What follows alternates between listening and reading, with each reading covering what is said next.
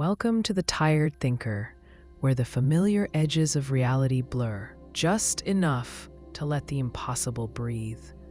Tonight, our curiosity lifts its eyes skyward to the quiet between stars, where signals flicker, waiting to be understood. This is the realm of first contact, not just science fiction's daydream, but the aching question humming beneath every clear night. What happens when we are no longer alone? If intelligence blooms elsewhere, so far from us that even light takes centuries to greet, what language does wonder speak? If another mind, born under a different sun, reaches out, who reaches back? And in that moment, whose world is changed first? These are not questions with tidy conclusions. They are invitations to drift, to imagine how a message might arrive long before we're ready to answer, to consider what we become when we are seen by something other than ourselves, to sit in the shimmering uncertainty of being both observer and observed. So tonight, we walk the narrow threshold between here and elsewhere. No fear, no panic, only the quiet thrill of realizing the universe may be thinking about us too. But before we begin, tell me, from where on Earth or beyond are you listening? What sky stretches above your small corner of existence? And if these explorations feel like home to you, a like or subscription helps other wandering minds find their way here. Now, let's open the signal. There are many ways first contact could happen. A landing on open ground, a radio message sent across space on purpose, a craft seen with no attempt to hide. These are the versions we imagine, because they center us as the intended audience. But not every message is meant for us. Space is wide. Stars speak in radiation, pulses, and bursts of energy. Civilizations, if they exist, would send signals to each other across great distances. Some messages would miss their targets, pass beyond their destination, and travel on for thousands of years. A planet might be destroyed long before its reply arrives. So the first signal we detect might not be a greeting. It might be a message from one civilization to another, and we just happen to be listening. Picture a research station late at night. A radio array stretches across a desert floor. The equipment hums. The scientists have done this work for years. They know the usual signatures: pulsars, quasars, cosmic background noise, communication satellites looping overhead. They run routine scans. They do not expect anything new. Then something shifts. A signal comes in with clear structure, not random, not natural, repeating, even intervals, a narrow frequency band that stands out from the usual scatter of space noise. The early reaction is controlled. No one shouts. No one leaps to announce a discovery. They verify. They clear equipment errors. They check for interference from Earth. They compare timestamps, run software filters, and confirm the signal is real. It keeps repeating, the same sequence, again and again. But the message is not addressed to Earth. There is no greeting, no universal math introduction, no attempt to say we exist to a stranger. Instead, the pattern resembles a data packet, a compressed form that could contain images, sound, or instructions. It is not formatted in a way humans would design. It might be a set of blueprints, a map, a distress call, a warning, or something routine, like the alien equivalent of a digital handshake between two systems that already know each other. The team contacts others to confirm the signal. They bring in observatories in other parts of the world to check the same coordinates. The signal lines up. It is coming from a star system more than 100 light-years away, a system with no known planets. Nothing remarkable. But maybe it was remarkable once. Maybe something was there when the message left, and nothing is there now. A message meant for someone who no longer exists. There is a practical question. Do we attempt to decode it? If the message is not meant for us, should we try to open it? The situation resembles finding a sealed letter on a road. It is addressed to someone else. They may be a stranger. They may be gone. Do you read it? Do you deliver it? Do you destroy it? The answer is not obvious. Governments respond quietly. The public does not know yet. Committees form behind closed doors. Intelligence agencies worry the signal could contain technology that could shift power on Earth. Academic institutions argue it should remain a scientific effort with open data access. Religious leaders may not be told, at least not at first. Everyone wants to be cautious. They try to decode the first layer. To do that, they search for redundancy, patterns that indicate structure, a rule behind the signal. They find something. The message contains repetition that looks like error correction. That is the kind of technique advanced communication uses. It means the sender expected interference. It means the message was designed to survive long travel. They remove the correction layer. What remains looks like a grid, not an image, but data in rows and columns. When plotted visually, it forms shapes that resemble waveforms, not pictures. Perhaps it is meant to drive a device we do not have, a machine someone else built. This is the part that invites caution. If someone intercepted an instruction file for a nuclear reactor but did not know what it was, they could build something dangerous by accident. The same risk applies here. No one knows the intent behind the message. It could be helpful, a gift, the way we might send medical knowledge to a developing world, or it could be harmful, not as a weapon, but as a misunderstanding, something that assumes a biology we do not have, or materials that react differently on our world. The scientists continue anyway. They do not open everything at once. They study it layer by layer. They share findings with a small group only. Meanwhile, new scans begin. If this message was sent to someone else, there may be a reply somewhere, a conversation we can overhear if we stay quiet. Months pass. A second signal appears. It is shorter. It carries the same header sequence, the same origin, but a different pattern. It arrives from the same star system, but the timing shows it was sent long after the first. The first message left its origin before humans invented steel. The second left when we were already using satellites. The delay shows that time has passed for them too. They continued their work, unaware that the civilization they meant to speak with may have fallen silent. The second message is simpler. A query, like asking, "Are you there?" This is the moment of decision. We can reply. We can remain silent. We can send noise to hide that we heard the signal. Each choice carries weight. If we reply, we introduce ourselves into a conversation we do not understand.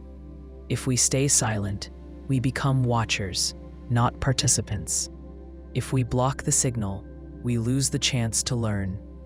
The scientists and governments debate. Some argue there is no threat. Others believe the absence of a known threat is not safety. The world is not told. People live their lives without knowing that somewhere, across a distance too large for imagination, a civilization is asking a question into the dark. Who is out there? Not every conversation begins with language. On Earth, animals communicate without speech. They move, signal, posture, and sense each other's presence. A whale sings across an ocean. A wolf lowers its head to show calm. Even humans rely on tone, rhythm, and silence more than we admit. So when we imagine contact with a life beyond our world, we often assume words, sentences, shared definitions, and greetings. But the first contact might come in a form we do not recognize as communication at all. It may reach us in a way we feel rather than understand. Imagine it begins with a sensation, not dramatic, nothing cinematic, a quiet shift that people notice but cannot explain. Someone wakes one morning and feels watched, not by a person, but by a presence, not a threat, not fear, more like the feeling of standing on a hill with a storm about to form, a sense of attention. They try to describe it, but no sentence fits. This does not happen to everyone at once. It appears in scattered patterns. A radio operator on a remote island feels it. A farmer in a flat plain feels it. A satellite technician notices it while calibrating antenna arrays. The experience is personal, internal. Doctors might call it intuition, stress, or misfiring neurons. But the sensation continues. It happens at the same time of day. It follows a rhythm. Something external is shaping it. Then, sensors begin to pick up anomalies. The anomalies are small, too small to trigger alarms.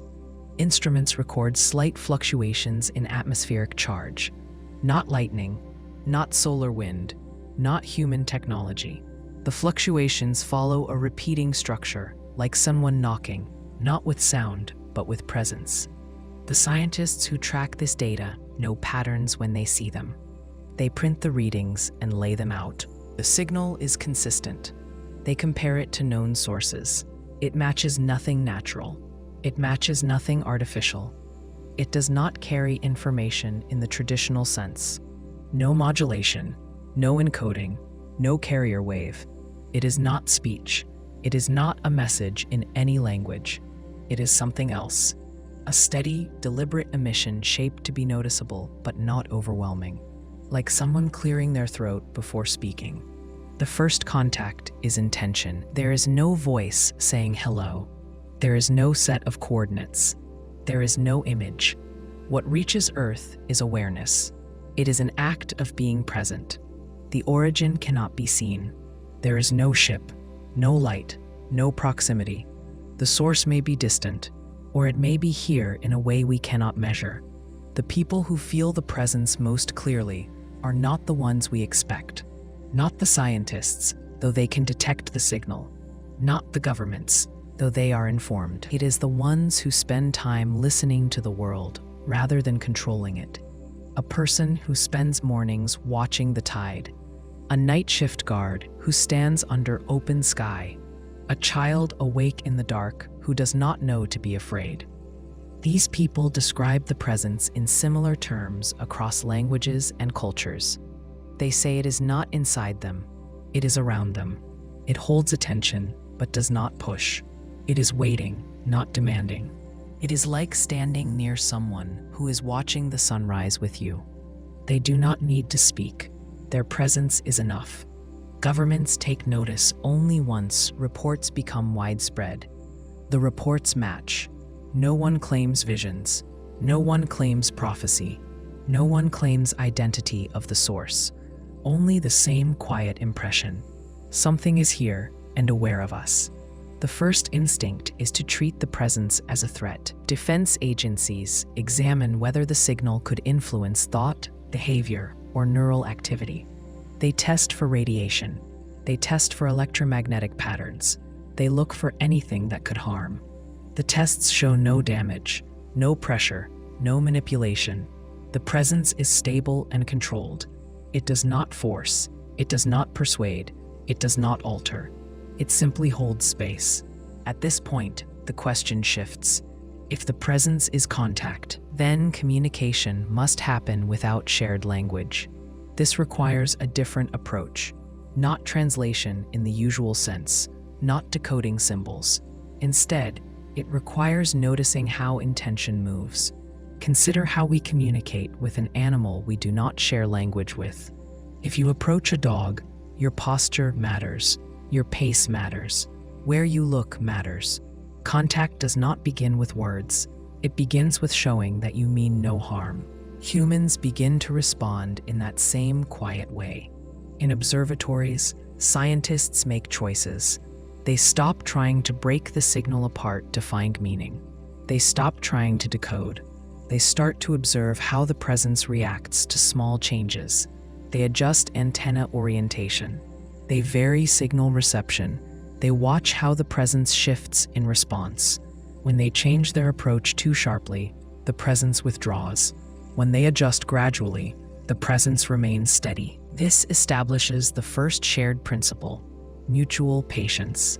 In cities, people begin to record another detail.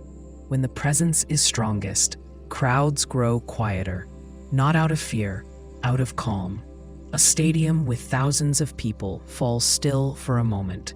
A subway car becomes silent, each person aware of each other in a new way.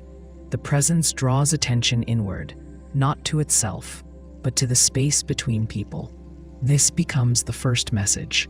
The presence is not showing itself. It is showing us to ourselves. If the presence wanted to overwhelm us, it could. If it wanted to announce itself, it could. Instead, it observes how we observe. It listens to how we listen.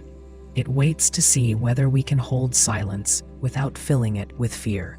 The contact is not about technology. It is not about knowledge exchange. It is not a greeting. It is an assessment. Are we capable of recognizing intention without needing to dominate it? Are we capable of responding without assuming threat or advantage? The presence watches how we answer questions we are not aware we are answering. Across the world, individuals continue to feel the quiet attention of something vast, distant, and close at once.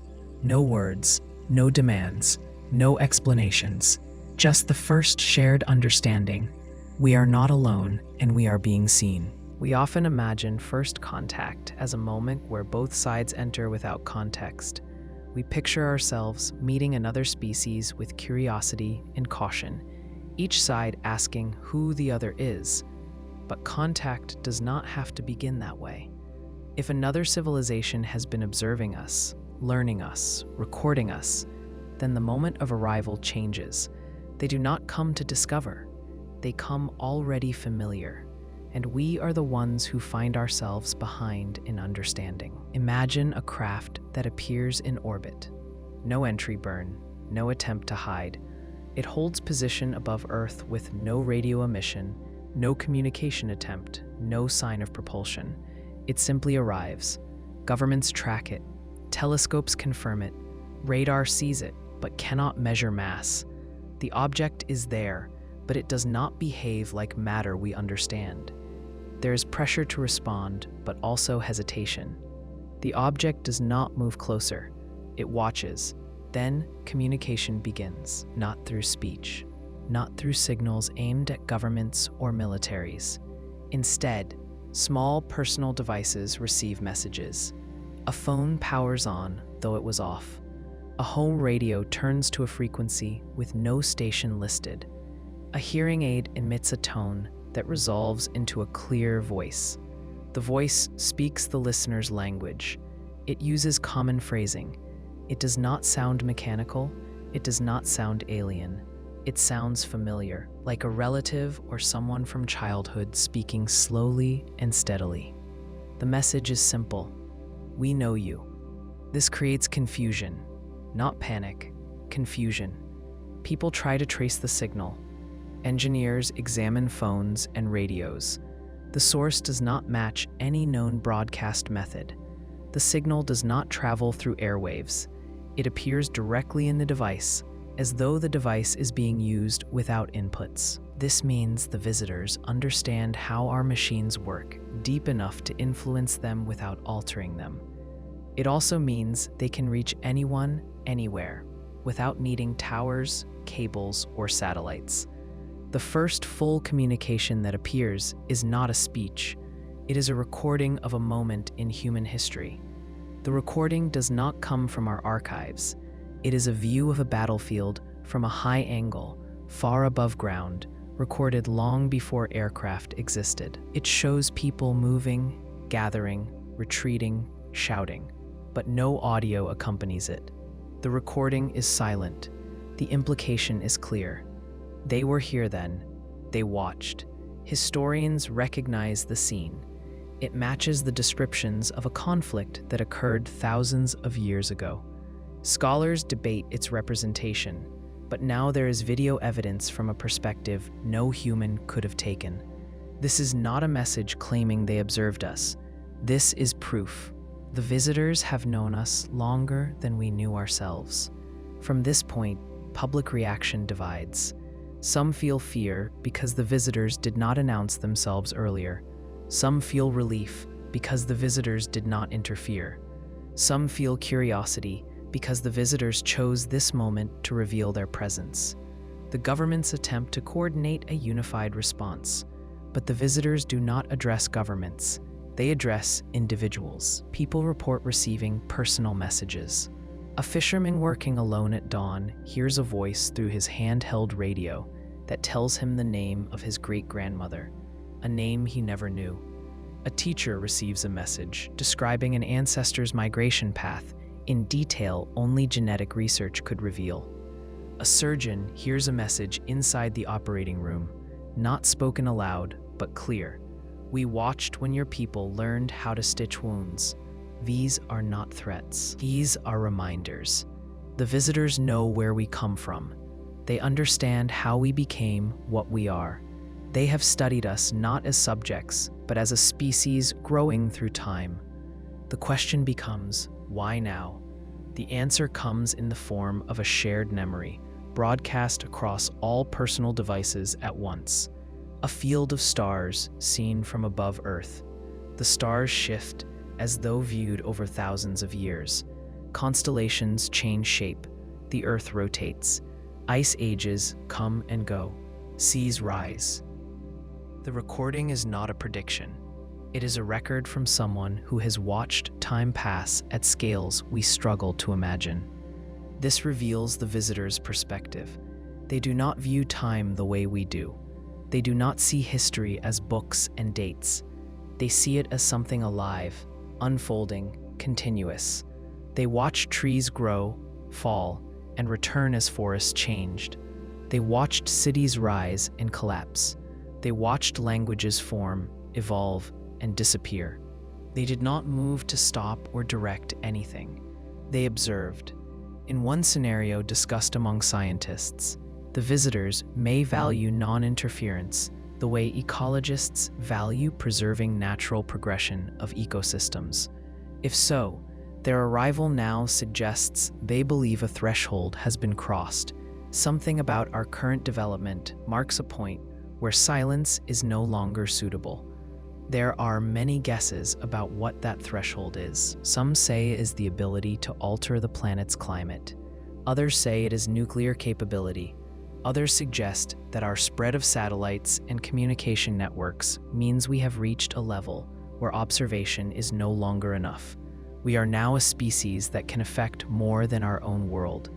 When the visitors speak again, the message is not instruction or warning.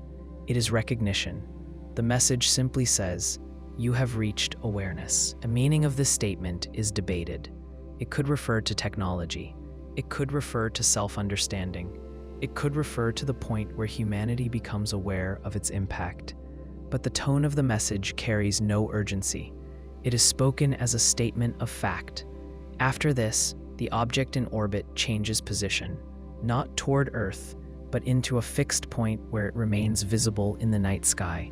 It does not leave. It does not approach. It exists as a reminder that we are now seen. The visitors know us. They remember us. They have watched us become ourselves. The first contact is not discovery. It is recognition.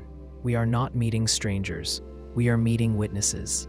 Most of our ideas about alien ships involve noise, engines roaring, light blasting, heat and movement. We imagine something dramatic because we assume power must show itself. But that assumption comes from our own technology. Engines that burn fuel, machines that explode controlled bursts of force to push forward.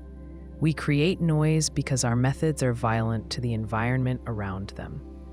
If another species developed technology without violence, it would not look or sound like ours. The first sighting happened in a quiet place. A weather station sat on a plateau in a region where the sky stayed clear most nights. The workers there tracked wind patterns and storm formations. They lived simple routines. One morning, before sunrise, one of the workers walked outside to check the anemometer. He looked up and saw something above him. It hovered without movement. It made no sound. It had no lights. Its surface did not reflect the sky. It looked like it absorbed the dawn instead of shining with it. He stared at it for several minutes. The ship did not leave. It did not react. It simply existed in the air. The worker reached for his radio, but the radio stayed silent. Not static, not failure, silence. The device worked before and after, but during the sighting, it did nothing. He did not feel fear. No sensation of threat, only presence. He tried to describe the ship later, but his words did not satisfy him. He said it looked like a shape without edges, not invisible, but not clearly defined. He said the hardest part to understand was the absence of a shadow. The ship blocked the sky, yet the ground below remained lit the same way. Light bent, or flowed, or ignored the object entirely. Later, satellite images confirmed an anomaly at that location during that time. A spot where the imaging system registered something was there, but the shadow tracking algorithm returned 0. Cameras rely on shadows to map depth. Without shadows, objects become flat. The satellite image showed a shape without dimension, a presence without form. This led to the first theory. The ship did not displace space in the way we do. Humans occupy volume. Light hits us and scatters. We interact with photons by reflecting or absorbing them. The ship behaved differently. It did not reflect light. It did not block light. It allowed light to continue its path while still existing physically. It sat at the intersection of presence and transparency.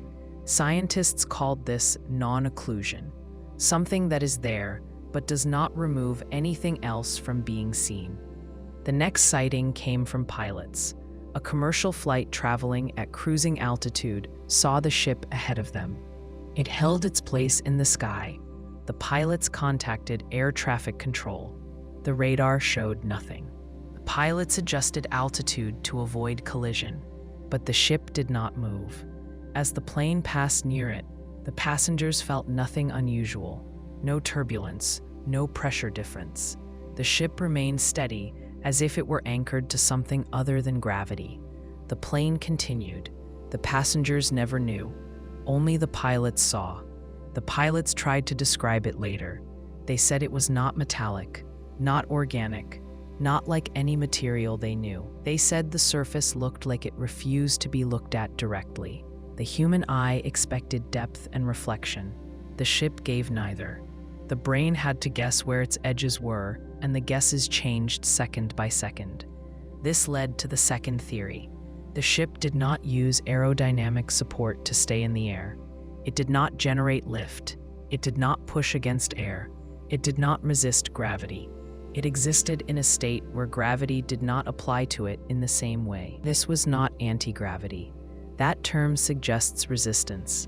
Instead, the ship seemed to exist outside the system gravity acts on, like a leaf that never touches wind. The third sighting confirmed a detail that changed everything. A research group studying electromagnetic fields detected a zone of perfect stillness near one of the sightings. Not empty space, but a place where all interference patterns remained balanced. Like a room where every sound is absorbed, but applied to energy instead of noise. This suggested the ship used a technology that treated energy fields as something to shape without friction. Human tools create force by pushing against something. This ship created movement without pushing. That requires an understanding of physical law we only approach in theoretical models, not imaginary physics, but an application of principles we have not yet reached. The emotional response to the ship varied by person. Some who saw it felt calm. Others felt unsettled, not by danger, but by the absence of expected signals. Humans read intent from sound, posture, and movement. The ship offered none. It acted without expression. That lack of expression forced observers to focus on themselves. Their reactions revealed more about their own expectations than about the ship. If we approach a quiet presence with fear, the fear belongs to us.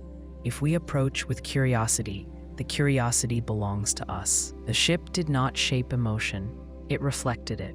This may have been the point. A species capable of building a vessel that leaves light untouched and gravity unengaged would understand observers far better than observers understand themselves. They would know that dramatic arrival causes panic. They would know that loud signals trigger defense. Instead, they arrived in a way that allowed observation without confrontation. They allowed us to adjust to the idea of presence. They did not hide.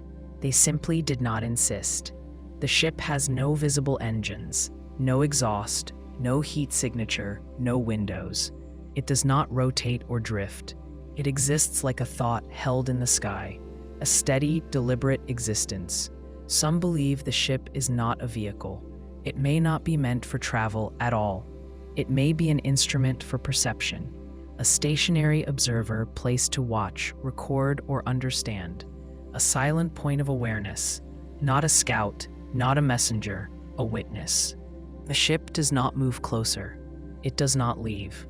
It waits, and we do not yet know whether we are meant to approach. Astronomy often feels like a one-way act.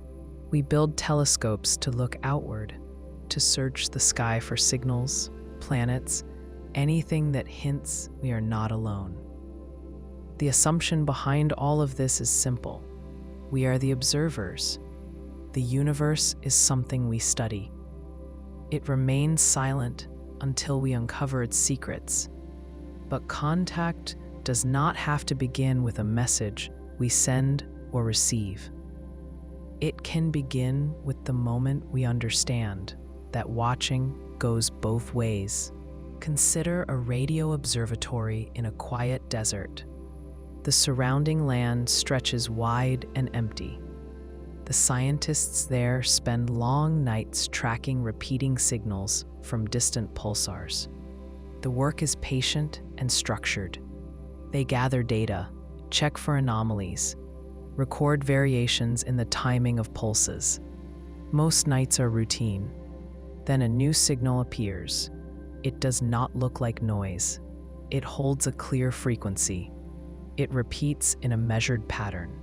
There are no natural sources known that behave this way. The team runs interference tests. They check for satellite reflections, military transmissions, commercial broadcasts. They treat every possibility as more likely than alien origin. This is the discipline of their field. They assume error first. Once every false source is eliminated, the signal remains. It comes from deep space, far beyond anything humans have launched. The station directs additional antennas toward the source. They capture a long stream of data. The signal does not contain words or symbols. It contains a pattern of slight frequency shifts. When plotted, the pattern resembles something familiar: phase modulation that mirrors how radar systems scan a target. This is not a message. It is not a greeting. It is a scan. In simple terms, the signal is bouncing energy off Earth. Someone out there is observing us. They are studying our planet the way we study exoplanets. They are using a method we recognize because we use it ourselves. The realization is immediate and steady. If they are scanning us, they already know we exist.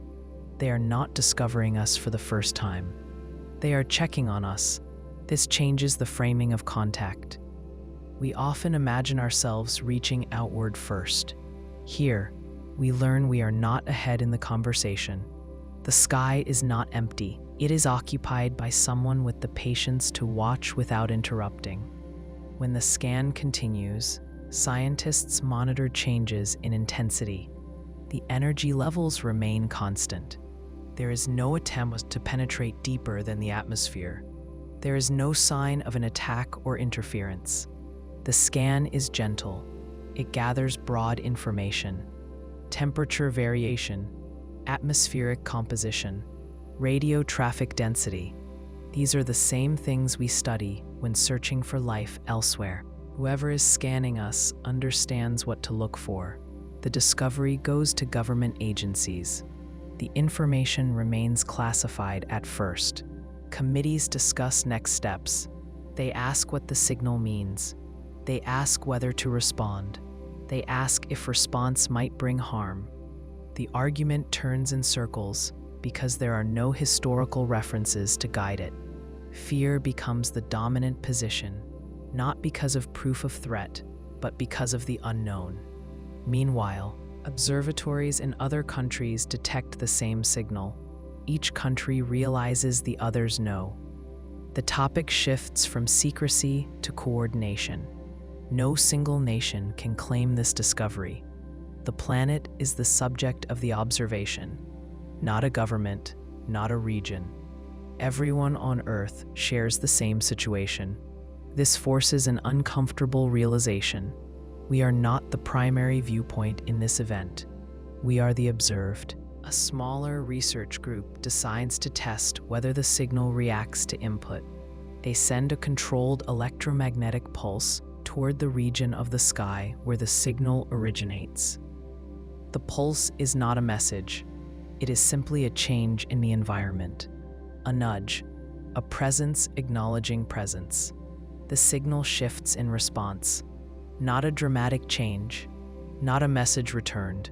The modulation pauses for a moment, then continues at a slightly altered rhythm. The shift shows recognition.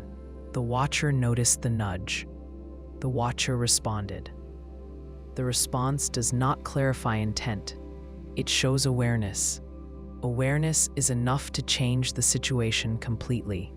At this point, the watchers and the watched are engaged. The research team begins to map the timing of the shifts. They are subtle. The signal oscillates in a way that follows a pattern not tied to natural cycles. The pattern suggests patience. The watcher does not rush. It does not push for immediate exchange. It is content to remain steady. This suggests long timescales. A civilization that acts without urgency likely views time differently. They may measure progress in centuries rather than years. The psychological impact of this knowledge spreads quietly through those who know. Human culture is familiar with being at the center of its own story. The idea that someone may have watched us grow challenges that. It forces us to consider that our history was visible to someone else the entire time. Wars, art, migrations, extinctions, inventions, all of it possibly observed from afar without intervention. Some take comfort in the fact that the watcher did nothing to stop us from becoming what we are. Others feel unsettled, believing silence can mean judgment. But silence can also mean respect. To watch without shaping is a form of restraint we rarely practice. The researchers continue to study the signal. They detect something new.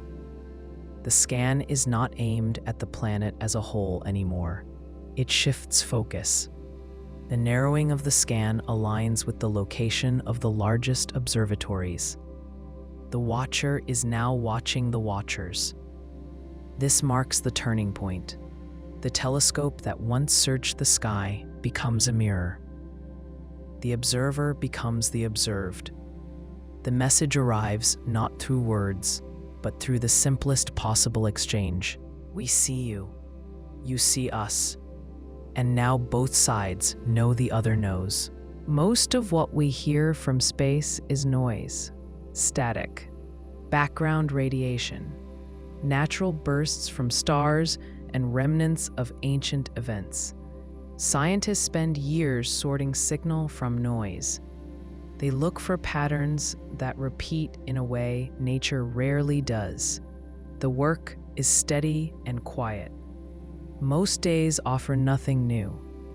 So when a pattern does appear, it does not arrive like a revelation. It begins as a small irregularity, a slight departure from randomness. The discovery came from a technician who worked the night shift at a deep space listening facility. His job was routine. He monitored instruments, logged readings, and made sure the equipment remained calibrated. The signals flowing through the receivers were familiar. The static rose and fell with known sources. Broadband hiss from the sun, pulses from distant neutron stars, interference from old satellites. Then he noticed a repeating gap. Not a sound, not a tone, a gap. A pause at regular intervals. He highlighted the data and replayed it. Static filled the speakers, but every few seconds there was a clear, consistent absence of noise. A silence that arrived too regular to be chance. It repeated at a fixed rhythm, not a human transmission. Human signals carry purpose. This was more subtle, a break in the chaos. The technician marked the time and saved the file. He did not assume meaning.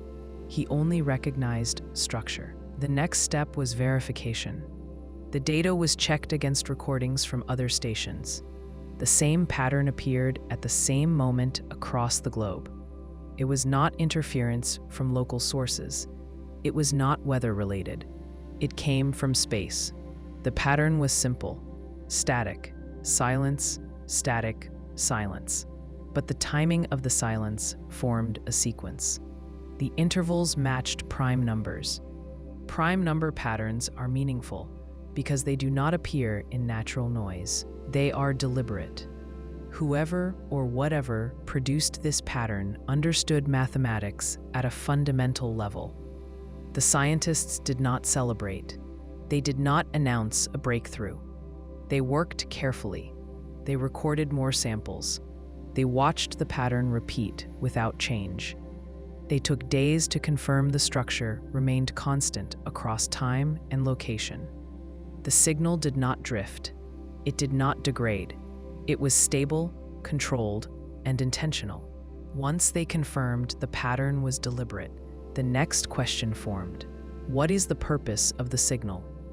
A message can be packed with information, or it can simply prove the sender exists. This one did not contain images, instructions, or language. It only provided an ordered sequence inside a background of disorder. It was a shape inside chaos. One scientist compared it to knocking on a door. The knock does not tell you who is there. It only tells you that someone is present. As the signal continued, analysts noticed another detail. The timing of the gaps changed according to a predictable rule. The sequence of silence shifted one prime number at a time. The pattern grew, expanded, reset, and began again. It was not a message meant to be decoded for content. It was a demonstration. It showed the sender could shape noise with precision. It showed awareness, patience, and intention. The scientists debated whether to respond. A response would mean broadcasting outward, revealing our location with clarity. But our location was not hidden. Any civilization advanced enough to send this signal to reach Earth would know where Earth was. Our broadcasts have been leaking into space for almost a century. They contain music, speeches, news, and casual conversation. Anyone listening has already heard us. So the question was not whether they knew we existed. The question was whether they wanted us to answer. The research group designed a reply based on the same structure. They did not send speech. They did not send images. They sent silence. A sequence of pauses arranged to reflect the same prime number rhythm. They broadcast it using a high-gain array aimed at the region of the sky where the signal originated. Then they waited. Hours passed, then days. On the 8th day, the signal changed. The prime number pattern shifted to include an additional value. The sender had heard. The sender had acknowledged the reply. This was confirmation of mutual awareness. There was no message in the conventional sense. No greeting, no identity, no request. The exchange was simple, almost minimalist. Two sides showing they could produce ordered patterns inside static. Two sides acknowledging presence without speaking. This raised an important question. Why use static at all? Why not send clear signals with encoded content? The scientists proposed several explanations. One was caution. A highly advanced civilization might choose to contact in the simplest form possible to avoid misunderstanding. Complex messages can be misread. Simple patterns reduce risk. Another explanation was that static exists everywhere. It is universal. It does not rely on shared culture or shared symbols. The sender chose a medium both sides could understand. In another scenario, imagine meeting someone in the dark. You do not speak. You tap a rhythm on a surface. They tap back. No names, no history, but both know they are not alone in the room. This is the kind of contact happening here. Not conversation, recognition. The signal continued for months. It did not expand into more complexity. It did not attempt to communicate beyond the shared pattern. It remained steady. Some scientists took this as patience. Others saw it as a test. If we rushed to attach meaning, we would reveal our assumptions. If we stayed steady, we would show we could observe without projecting. Many people expect first contact to answer all questions. But sometimes the first answer is simply that there is someone else to ask questions to. The static remains on the receivers. The pattern repeats. The sender does not push forward. The invitation is quiet. It waits for us to decide how to listen. When we imagine contact from another world, we picture a ship, a landing, or a visible presence. We expect arrival to happen first and evidence to follow. But there are times in nature where signs appear long before the source. A distant storm sends wind ahead of its clouds. A wave begins far offshore before we see the movement of water. Sound arrives before sight.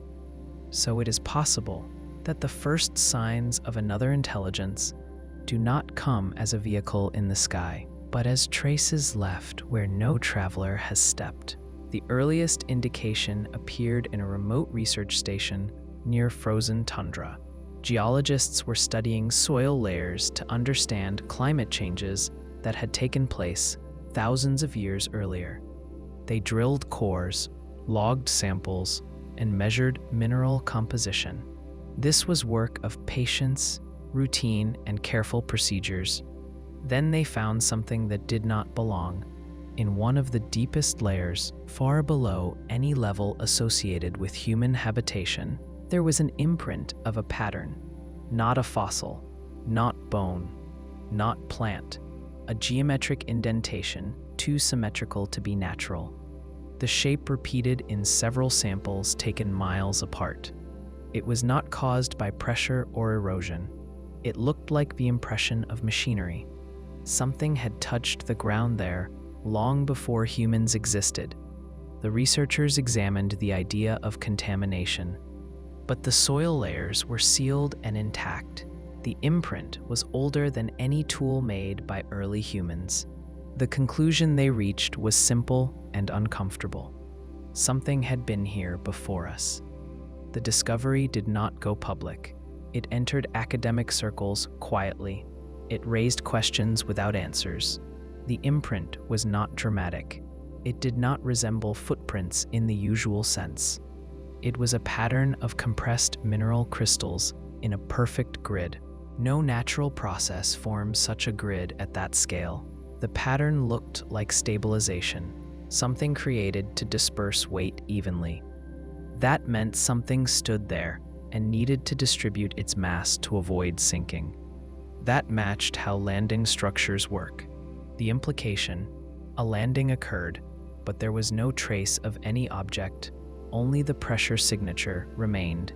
Months later, another kind of evidence appeared, this time in a rainforest region far from the tundra. Biologists found trees with growth patterns that did not match known species. The bark carried microscopic scars that suggested exposure to radiation levels not present in the environment. The radiation signature did not match nuclear testing, cosmic events, or industrial waste. It was stable, controlled, and uniform.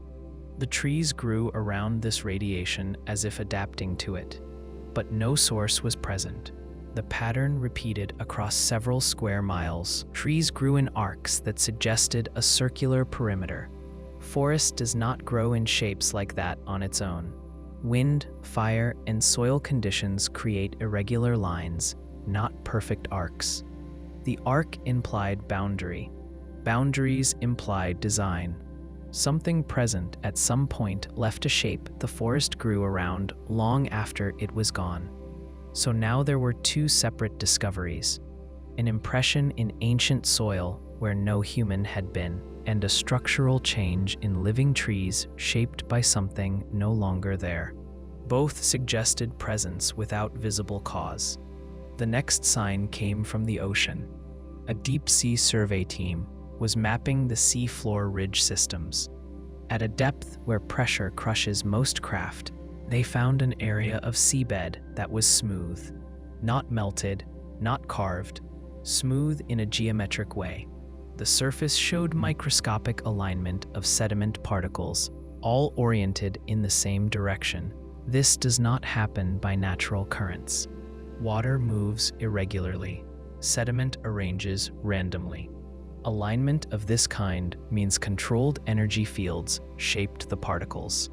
The shape of the smooth region formed a ring more than 2 miles across. Nothing built by humans matches that scale underwater. The technology to make such a structure would require understanding how to move matter without disturbing surrounding layers. The ocean around it showed no damage. The environment did not look disrupted. The presence that caused the ring came and left without disturbing anything except the surface at the exact location where it touched. At this point, 3 separate fields, geology, botany, and oceanography, held evidence of something that had made contact with Earth in different regions and different eras. There was no single continuity, no clear timeline, no trace of objects. Only footprints with no travelers in sight. The question changed from "did something come here?" to "does it return?" Scientists began looking for patterns that might suggest a schedule or a reason. The sites shared one thing: isolation. The tundra, the rainforest, the deep ocean floor. All places where human presence was minimal or absent at the time the traces appeared. This suggested intentional avoidance. The visitors did not make contact with humans directly. They arrived when we were not there. They left before we could notice. They stayed unseen, where they did not exist in a form that could be seen. One theory began to form. The visitors may not use time in the same way we do. If they travel between stars, they may move at scales where years mean little. Their presence might overlap with Earth across eras. They may come when conditions are right for study or observation rather than interaction.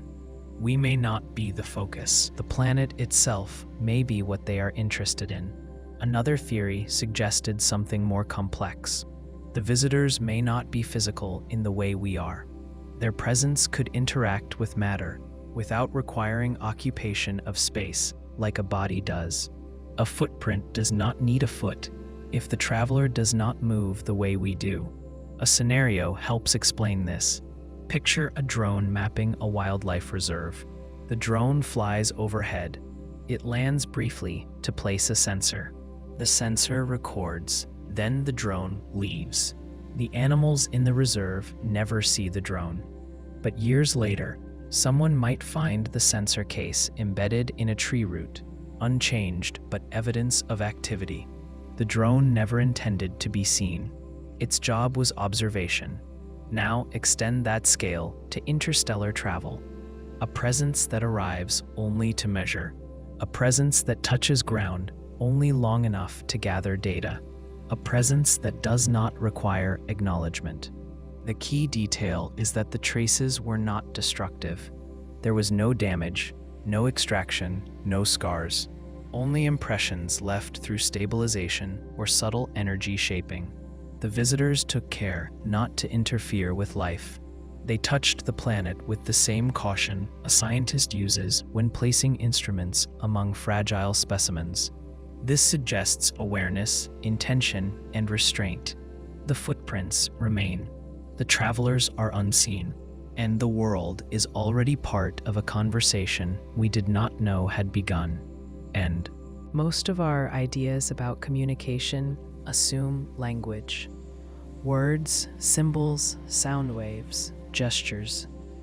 Even when we think about alien contact, we imagine messages sent in math or images. We assume intelligence must express itself by encoding thought into something external. But emotion came before language in human evolution. A child cries long before learning words. Animals express comfort, fear, curiosity, and bonding without speech. Emotion is immediate. It does not require translation. If a species evolved that used emotion as its primary form of communication, contact with them would not begin with dialogue. It would begin with feeling. The first hint did not come from a sighting or a signal. It came from reports across different regions of unusual shared emotional states. People in rural areas, cities, coastal towns, and mountain villages reported the same experience. It happened at different times, but always in the early hours before sunrise. People woke up with a strong sense of being understood. Not joy, not fear, not confusion. A sense of connection, as if someone else recognized them fully. Doctors attributed it to dreams. Psychologists suggested collective stress. Weather conditions and magnetic fields were tested. The reports continued. The experience did not arrive like a wave that spread from one place to another. It appeared in scattered locations, like points being sampled. People who had the experience described the emotional state with similar language. They said it felt as if they were seen, not watched, but recognized. They felt understood in a way that did not judge or categorize them. This feeling did not come with a voice, vision, or sensory hallucination. It also did not impose emotion. It did not create joy or sadness. It simply reflected what was already there. When someone woke during the experience while holding grief, they felt that grief acknowledged. When someone woke while calm, the calm felt shared. It was like a presence sitting beside them, listening without speaking. Scientists began to take notice when measurable physiological changes occurred. People who reported the experience showed synchronized changes in heart rate variability. The changes were too precise to be random. Something external was creating a stable emotional state, not by force, but through resonance. The term used was affective entrainment. The emotional state of the observer aligned without external suggestion. If a species communicates through shared emotion, then direct messaging may not be necessary.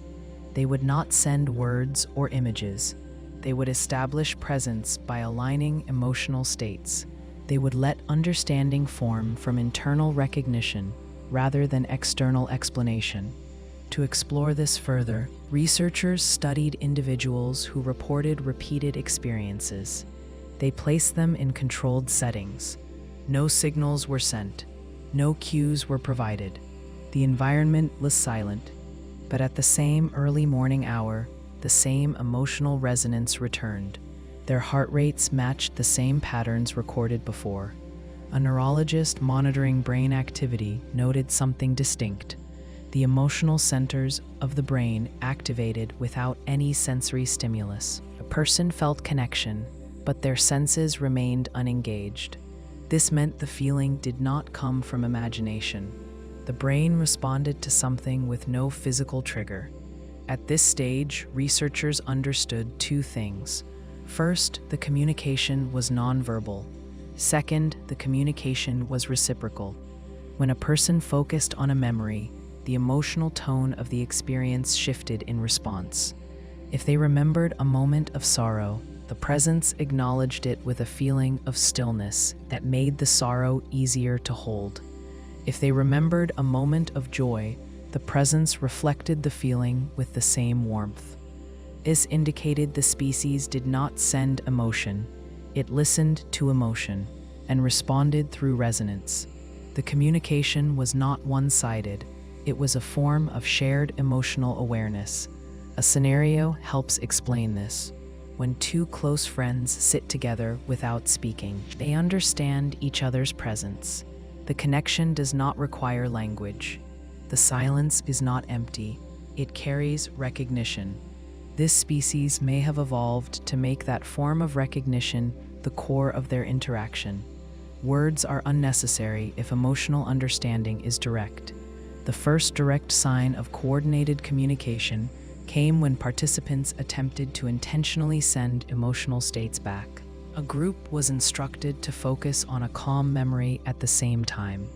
Their physiological patterns synced with each other as expected. But then something else occurred. The experience intensified. The emotional resonance felt amplified, as though something external had recognized the attempt and responded with strength. This was the first evidence that the species was not simply observing. It could respond to collective emotional signals from humans. The response was not strong. It did not overwhelm. It acknowledged. The next development occurred when individuals in different countries recorded the same emotional resonance at the same moment. No signal was sent between them. No message organized them. The shared emotional field formed across great distances. Time zones did not matter. Cultural background did not matter. The connection formed based on internal experience, not external instruction. This suggested the species sensed emotional states at scale. They were not focusing on individuals alone. They were observing humanity as a shared emotional organism. Instead of hearing our languages, they were listening to the emotional patterns we produce as a species. Conflict, cooperation, grief, relief. These emotional climates shift globally. We often track them through news cycles and events. They were tracking them directly, without meeting our reports. The implications of this are serious. If a species understands us through emotion before language, then what we feel matters more than what we say. Peace or fear, unity or division, compassion or aggression. These states shape how they interpret us. One researcher compared the experience to standing near a wild animal. The animal does not understand your words. It understands whether you approach with calm or tension. Your posture and emotional presence matter more than your intention. Communication happens without language. It is clear, immediate, and honest. This species speaks in that same medium. They do not ask us who we are. They feel who we are. They do not tell us who they are. They let their emotional presence show itself. They do not instruct. They listen. The first contact is not a conversation. It is the moment we realize we are already communicating. ... Most of our communication depends on the waking mind. We listen, speak, write, and signal through movement and shared language. When we think about contact with another intelligence, we assume it will follow the same approach. We imagine a message we can read or hear. But sleep is not empty. The dreaming mind forms images, feelings, and narratives without external input. It processes memory and emotion in ways we do not fully understand. If another intelligence wanted to reach us without causing panic or without requiring translation, the dream state would offer an opening. It is a space where the mind is quiet enough to listen. The first signs appeared in scattered reports. People in different regions described dreams that did not feel personal. These were not dreams shaped by memory, fear, or desire. They were simple, often just a figure standing in an open space. The figure did not speak, it waited. There was no environment with familiar detail. The dream felt like a blank field or an endless room. No landmarks, no sound, only presence. People who had this dream did not feel fear. They described a steady calm. The figure did not move closer or farther. It did not gesture. It did not impose emotion. It existed in the dream as something separate from the dreamer. Many people woke with a sense that the figure was not imagined. They described it as someone rather than something created by the mind.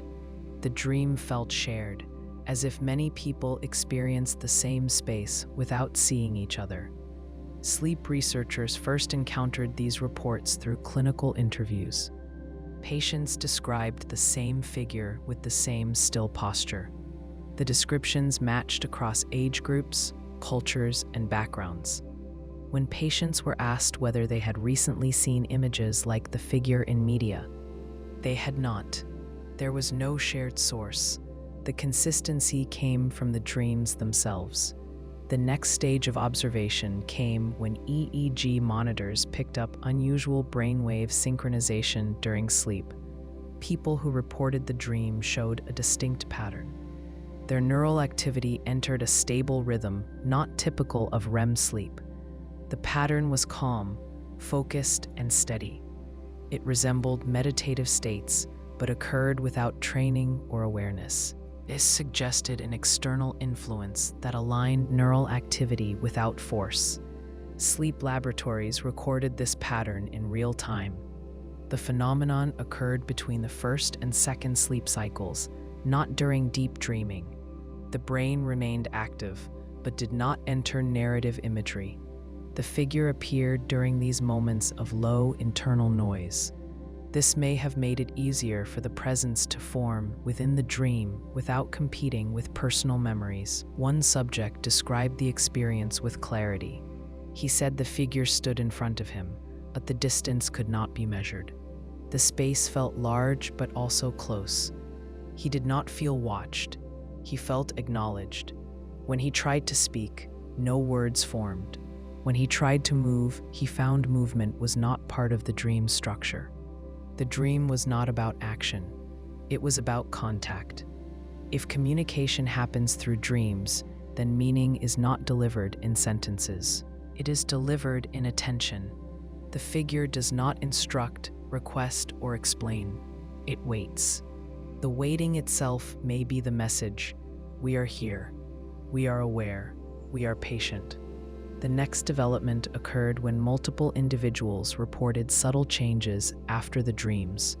Not visions, not altered behavior. Their emotional responses shifted. People described increased clarity in recognizing their own stress or grief. They reported feeling more aware of internal conflict without being overwhelmed by it. This reflection did not feel imposed. It felt supported. This suggests the presence in the dream may not be sending emotion or thought. It may be reflecting internal states back to individuals in a way that makes those states easier to understand. Much like a therapist listens and holds space, rather than directing answers. Another scenario shows how this could work. When a person sits by a quiet lake, the water reflects their image back. The reflection is not commentary. It simply shows what is there, without distortion. The dream figure might serve a similar function. It allows the dreamer to see their own emotional state clearly. The presence does not instruct. It provides the conditions for recognition. As the phenomenon continued, some people tried to communicate back. They entered sleep with intention. They focused on questions they wanted to ask. When they reached the dream state, they reported the figures seemed aware of the question, even if no spoken exchange took place. The dreamer felt a response as a shift in emotion, not words. If they asked something rooted in fear, the dream remained neutral. If they asked something rooted in curiosity, the dream warmed slightly. This was not reward, it was alignment. The presence did not guide thought in a certain direction. It responded to the quality of the thought itself. This means communication did not rely on language. It relied on intention. The conversation happened through the emotional tone of the question rather than its content. Researchers suggested that the species behind the dreams may not use vocal or symbolic communication at all. They might communicate through resonance, using emotional states or mental patterns as their medium. If so, contact through dreams is not a temporary condition. It is their natural way of reaching others. This raises a significant implication. We do not need to decode a language. We do not need to decipher signals. We only need to learn how to listen to our own internal responses. The conversation is happening in a space where emotion forms before thought. The presence in the dreams has not changed shape or behavior over time. It remains steady. It does not appear to choose individuals based on status, knowledge, or belief. It appears where minds are most open, in the quiet moments when the waking world releases its grip. No announcement has been made. No ship has landed. No message has been broadcast. Yet contact continues, night after night, in the one place where every mind is capable of meeting another. The space behind the eyelids, where thought and experience meet without words. Most discoveries in science happen slowly. Data gathers over months or years. Patterns emerge only after long study. But sometimes an event is so brief and so distinct that it forces attention. It leaves no room for misunderstanding. It does not ask to be believed. It simply occurs once, and the world changes because it did. The event began as a clear night in many parts of the world. Astronomers were tracking usual objects, satellites, asteroids, and regular star formations. The sky appeared normal. Nothing suggested an anomaly. Then, without warning, the stars dimmed. Not one star. The entire visible field dimmed at the same time, as though a veil had passed between Earth and space. The dimming lasted less than half a second. Then the sky returned to normal. Most people did not notice. A brief shift in brightness might be written off as blinking, clouds, or distraction. But telescopes do not blink. Light sensors do not blink. Satellite imaging systems do not blink. And every system pointed at the sky recorded the exact same event. The data was reviewed first as a possible atmospheric disturbance. Scientists checked for volcanic ash, high-altitude ice crystals, or unusual particle density. Weather stations showed nothing. The atmosphere remained stable. No temperature changes occurred. The anomaly did not originate in the air. The next possibility was a solar fluctuation. The sun can affect the brightness of the sky indirectly, but solar readings at the time remained constant. No flare, no sudden shift in output. The sun did not cause the dimming. Astronomers compared recordings from observatories in different countries. The timing matched precisely. If the dimming were caused by something near Earth, different regions would have seen it at different times, but every location reported the same fraction of a second. This meant the cause was not near Earth. It was at a scale larger than Earth's orbit. At this point, researchers considered a large object passing between Earth and the stars, but an object of that scale would need to be vast beyond known celestial bodies, larger than a planet, larger than a moon, something so large it could block or distort light across half the planet's visible sky. No known natural object fits that description, and there was no recorded movement before or after. The sky dimmed once and then returned to normal. The event seemed impossible, but the measurements were real. Once the data was made available to teams specializing in astrophysics, an unusual theory gained attention. The dimming did not match a shadow. Shadows create gradients. They move as the object passes. The dimming here was even, a uniform drop in brightness across a wide spectrum. This suggested a temporary disruption in the way light itself reached the planet. One physicist compared the event to blinking, not in the metaphorical sense, but in the literal sense. When a person blinks, the world does not change. Only the image received changes. The source remains the same. The sky may have blinked because something controlled the transmission of light, not the objects producing it, instead of a screen passing between Earth and the stars. Something may have adjusted the flow of information between them. This shift implies technology, not natural occurrence. The idea is not that something blocked the stars, but that something briefly controlled how light traveled through space. A small change in space-time curvature could produce this effect. On Earth, we have limited understanding of how to bend light without lenses or mirrors. But theoretical physics suggests that gravity fields can bend light. If someone or something can shape gravity at will, light can be directed, paused, or altered. This does not require a vehicle. It requires an understanding of space that is beyond human capability. The blink may not be intentional contact. It may be a side effect of movement. Just as a boat leaves a wake in water without intending to signal, a civilization traveling through space could leave effects we detect without meaning to. Another explanation emerged from comparison of deep space radio recordings taken during the blink. Background radiation, which remains stable over time, also dipped during the event. This means the phenomenon did not affect only visible light. It affected all electromagnetic waves. The blink was not simply optical.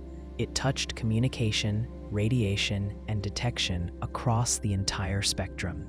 If a species moves through dimensions we cannot perceive directly, the blink might occur when their presence intersects with our space. Their medium of travel might compress or expand the field through which light travels. To them, this change might feel ordinary. To us, it is extraordinary. Reports began to come from individuals who were outside when the blink occurred. Not all of them noticed visually, but many reported a sudden physical sensation, a brief shift in pressure, like the air tightening without compressing. Others described a moment where sound felt muted, not silent, muted, as if the environment paused for less than a heartbeat. These subjective experiences matched physiological patterns recorded in animals. Birds paused mid-flight and corrected their paths in the same second. Marine life tracking sensors showed subtle but synchronized movement shifts. The response was instinctive and uniform. Life responded to the anomaly, even if the mind did not register it consciously. This suggests that the blink was not just visual or electromagnetic. It may have interacted with the nervous system at a primal level. Researchers tried to reproduce the pattern in controlled settings. They could not. The event remains singular. There were no announcements, no signals, no follow-up event. The sky returned to normal. The world continued.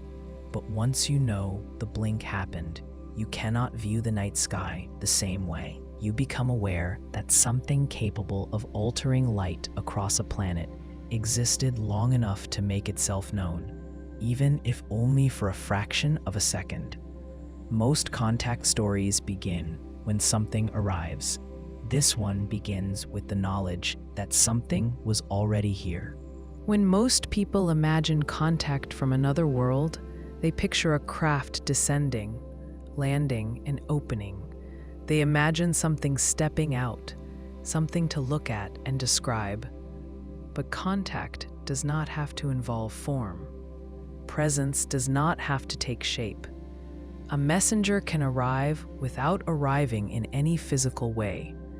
Something can be here without standing in front of us.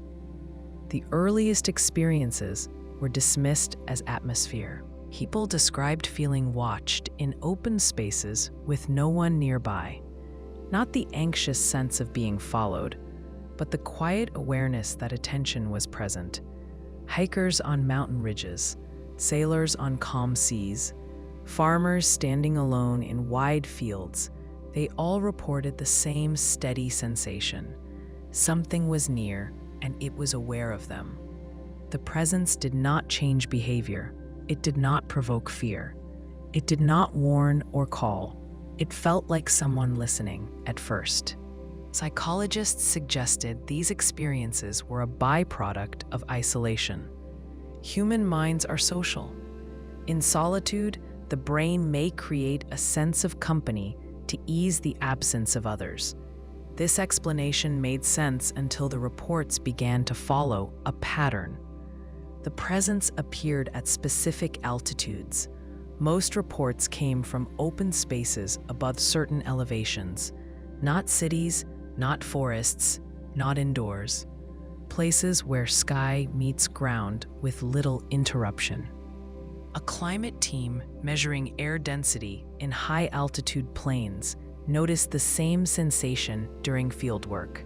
They recorded nothing unusual in the environment.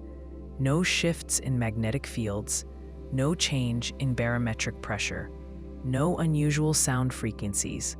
The presence left no measurable footprint. But every member of the team felt it at the same time, and they felt it fade at the same time. Shared subjective experience across multiple people is harder to explain. It suggests an external event, not internal perception. The next clue came from long-range communication stations. A technician working alone in a satellite relay center noticed that signal interference changed whenever the presence felt strongest. The interference was subtle, not distortion, more like the signal held steady, instead of jittering the way it normally did. The absence of noise can be as significant as noise itself. Something stabilized the environment, something that did not touch equipment directly, but created a field of quiet around it. Researchers began to place sensors in locations where the presence had been reported. They looked for electromagnetic variation, acoustic signatures, or gravitational anomalies. The instruments detected nothing. Yet, when scientists stood in those spaces, the sensation returned. They recorded the exact times individuals felt the presence, but the data showed no measurable change in the environment. This led to the idea that the messenger interacted not with physical surroundings, but with perception. Not mind control, not hallucination, more like attention recognition. Humans know when someone is looking at them, even from behind, because the brain interprets subtle cues in posture and silence. This presence triggered that same instinctive response, I am not alone. The breakthrough came when the presence appeared during a live broadcast. A meteorologist stood on a cliff above the ocean giving a weather report. Viewers noticed her pause mid-sentence. Her expression shifted, calm and focused. Later, she said she felt something standing beside her, though nothing was visible. The camera did not capture movement in the environment. The audio did not register sound. But the pause was real, and the sensation was clear. This moment was studied because it occurred on film. During the pause, a directional microphone recorded a frequency drop in background noise. The world grew quieter by a degree too small for casual hearing, but measurable in sound analysis. The ocean waves did not change, but their sound reached the microphone differently, as if something absorbed part of the ambient vibration, not silencing the environment, but reducing interference. This meant the presence interacted with physical space, but only gently. Not enough to alter matter, but enough to create stillness. The next major observation came from a group of astronomers stationed in a high-altitude observatory. They noticed that during the presence, stars they tracked held steady positions for a moment longer than expected. Atmospheric distortion normally causes stars to flicker. The flicker paused. The pause lasted as long as the presence did. When the presence faded, the flicker returned. Something was smoothing fluctuation without touching the air itself. One astronomer described it as the sky paying attention. Attempts to communicate with the presence began. Scientists spoke aloud in the locations where it appeared. No response followed. They used radio signals. No change. They tried coded light pulses.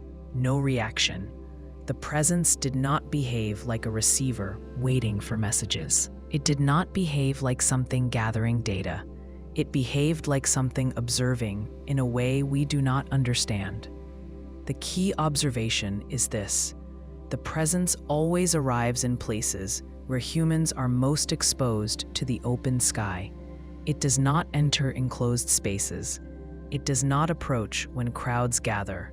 It does not appear in situations filled with noise or conflict. It appears where the environment is quiet and the horizon is wide. It is not asking to be noticed. It is giving the opportunity to notice. The messenger never lands because landing may not be part of its form. It may not need to take shape to be present.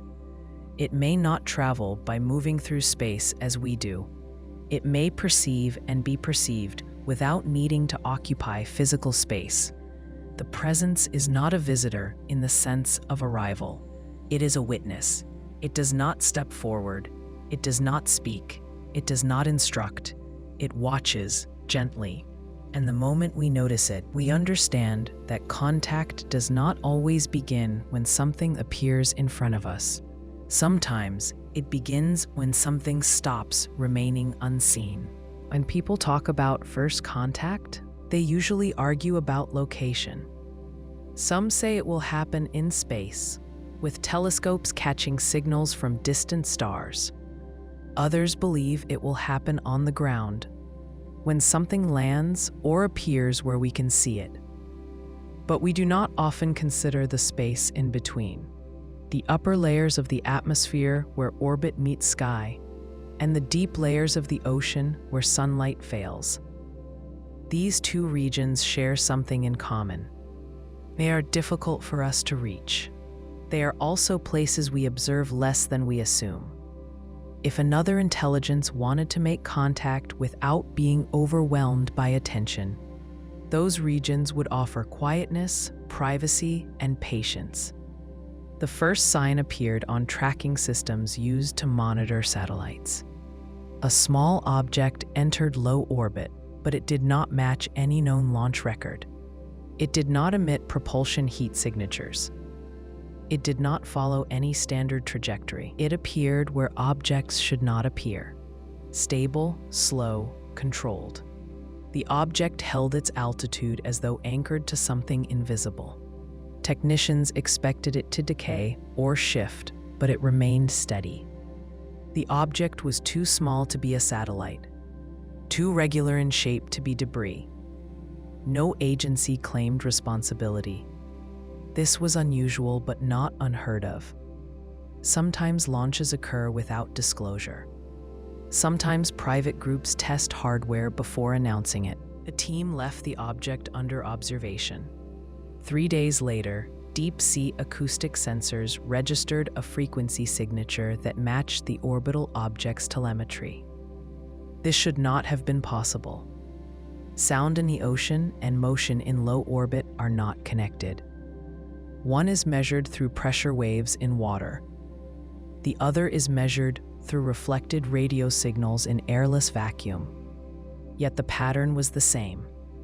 A rhythm, not a message. A presence. The frequency did not resemble whale song or submarine movement. It did not match seismic activity.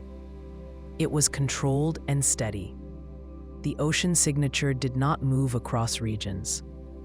It stayed in one location, deep in a trench far below human diving capability. Two completely different environments displayed the same pattern at the same time. That was the first clue that contact might not be happening in space or on land, but across a boundary both worlds touch. Atmospheric scientists were brought in. They examined the region between the orbiting object and the ocean trench. They found something unusual: a narrow column of air and water that held a stable temperature, even when surrounding layers shifted. Temperature in the upper atmosphere and deep ocean rarely stays constant. Conditions change rapidly, but this column did not. It acted like a conduit holding equilibrium. Nothing mechanical was detected. No machine, no structure, but the stability was not natural. It was tuned, as though someone shaped the environment to remain steady from orbit down to ocean floor. The column was not visible. It was only present in data. The presence behaved like someone drawing a line from sky to sea without leaving marks.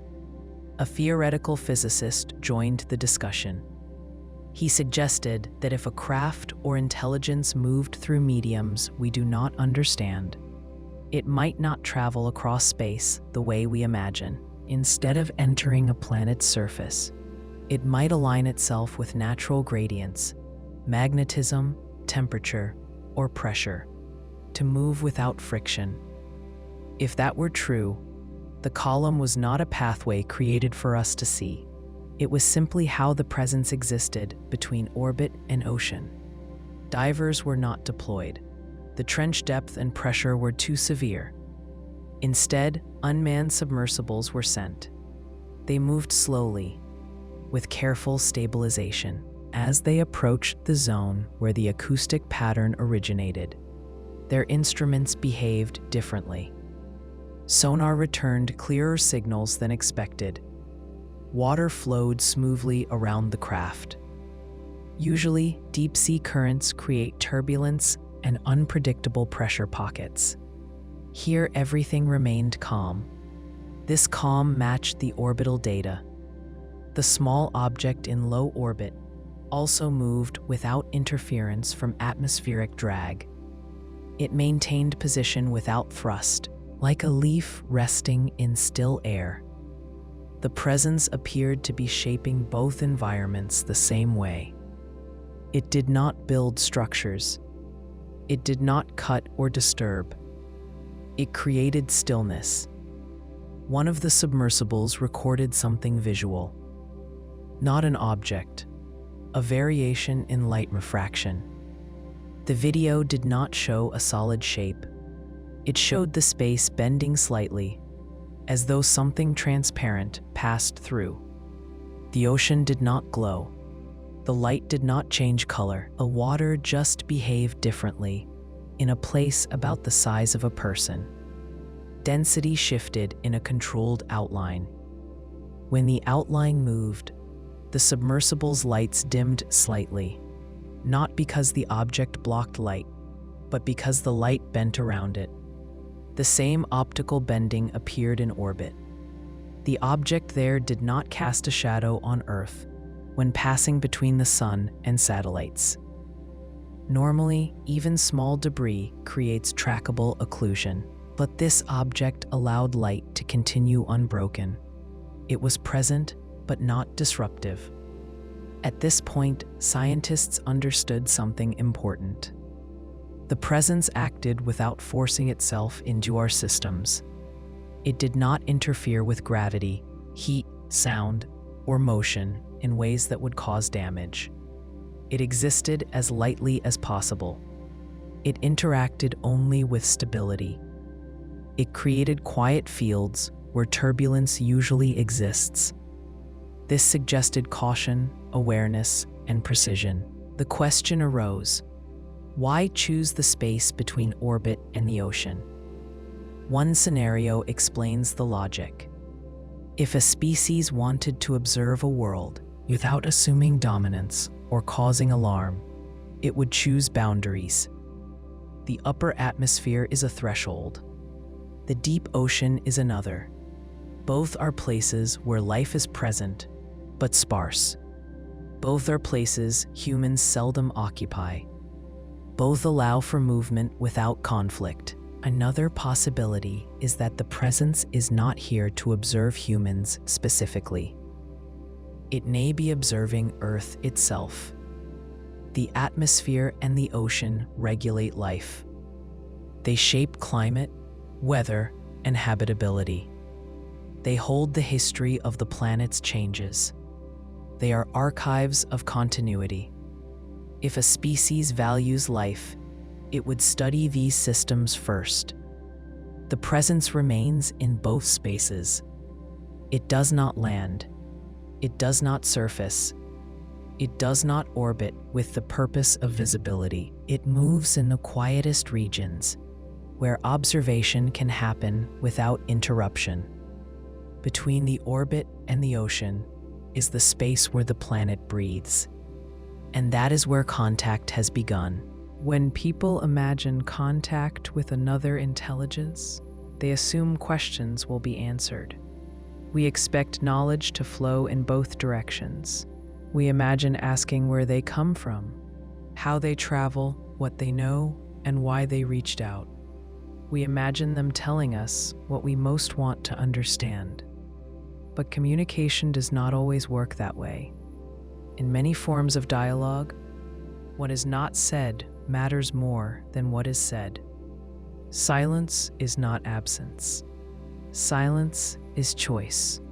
And sometimes the questions we ask reveal more about us than any answer could. The first exchange did not involve speech or translation. The visitors did not speak aloud. They did not transmit radio signals.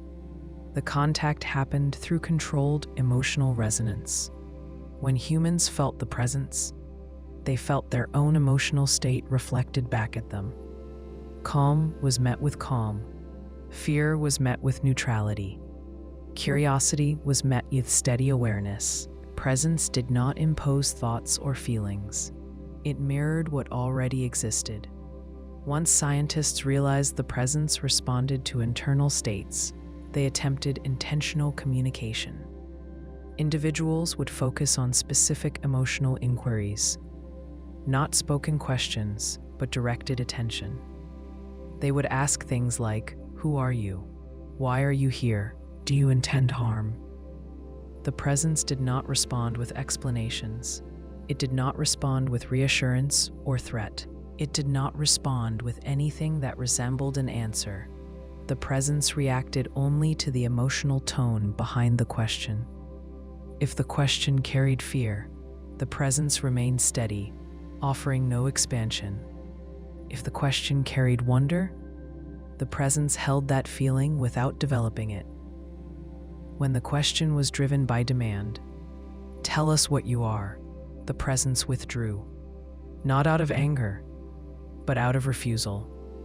This behavior repeated across many individuals. It was not personal. It was consistent. The presence did not avoid communication. It avoided explanation. Scientists began to understand that the presence recognized questions not as requests for information, but as emotional expressions. It did not treat questions as concepts. It treated them as signals of what the questioner believed they needed. One psychologist proposed a comparison. When a child asks an adult a question they are not yet ready to understand, The adult may not answer directly, not out of secrecy, but because the answer, as it is, would mean nothing. The silence is not withholding, it is timing. The group studying contact began to categorize responses. When a question reflected fear of harm, the presence did not reassure, it remained stable. When a question reflected hope for rescue, the presence did not comfort, it remained stable. When a question reflected desire for knowledge or control, the presence did not give information, it remained stable. The presence offered one thing only: awareness without reaction. At first, this frustrated those trying to communicate. They wanted confirmation. They wanted context. They wanted to know whether they were dealing with intelligence, machinery, or something beyond either. They wanted to know whether this was the beginning of collaboration or something else. But the absence of answers created a different kind of data. It revealed what mattered to us. When we ask who they are, we are also asking what place we hold in the universe. When we ask why they are here, we are asking whether we are safe.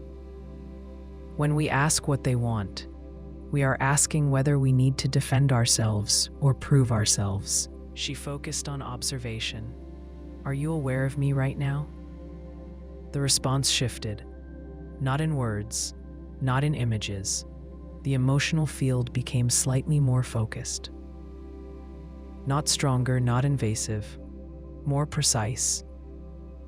The sensation was clear.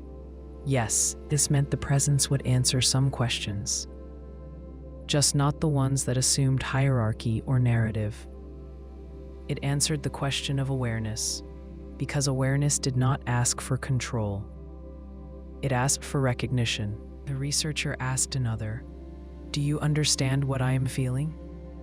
The presence responded with the same reflective calm. The emotional resonance matched her internal state exactly. No distortion, no pressure. This was another yes. Then she asked, "Do you feel what I feel?" The presence did not respond. It did not withdraw. It simply did not change. This was not refusal in the emotional sense. It was a boundary. The presence could recognize emotion. It did not share it. It did not imitate it. This implied a significant distinction. The presence understands us but does not mirror our psychology. It is not using empathy in the way humans do. It does not merge or fuse experience. It recognizes emotional states the way we recognize temperature, texture, or sound, as sensory information, not identity.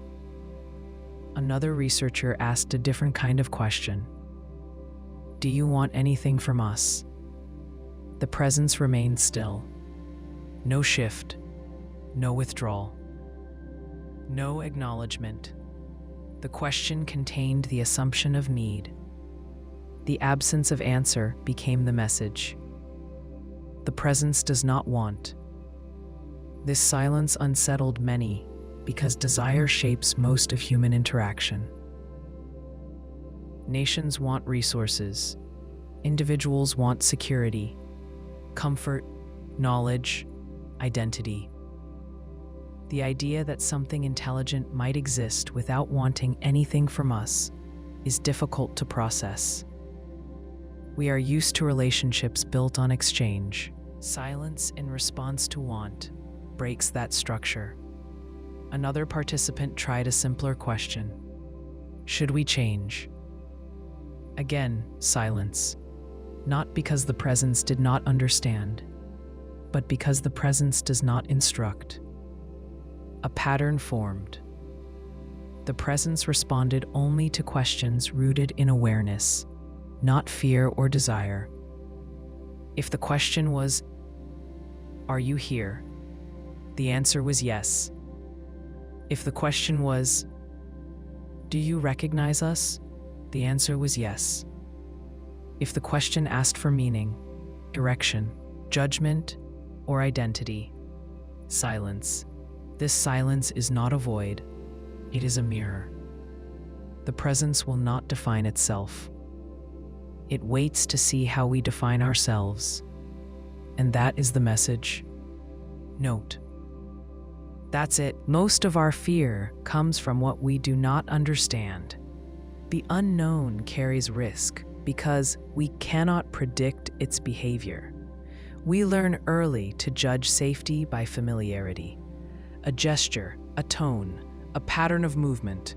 When these do not match anything we recognize, the body reacts before thought can form. So when contact came in a way that was gentle, careful, and without force, many people expected harm. The presence did not threaten. It did not demand. It did not command. Yet fear spread because the form of kindness did not match the versions we know. The presence first appeared in clinical data. Patients in intensive care units who had been unconscious for long periods began to stabilize at rates outside expected recovery patterns. Heart rhythms evened, neural activity smoothed, inflammation dropped without new treatment. Doctors did not attribute this to miracles. They looked for environmental causes. They checked air quality, machine calibration, sedation levels. Nothing explained the sudden shift. The change was not dramatic. It was measured and slow. The body recovered as though assisted by something unseen. Patients whose recovery improved described similar dreams when they woke. They did not describe beings, landscapes, or messages. They described a steady presence. They felt watched in a way that was not invasive. They felt held without being touched. The descriptions matched earlier reports from individuals who had sensed contact during waking life. A shared awareness, not a figure, a field of calm. Some called it comforting. Others found it unsettling. When something you do not recognize influences your mind or body, even gently, uncertainty becomes fear.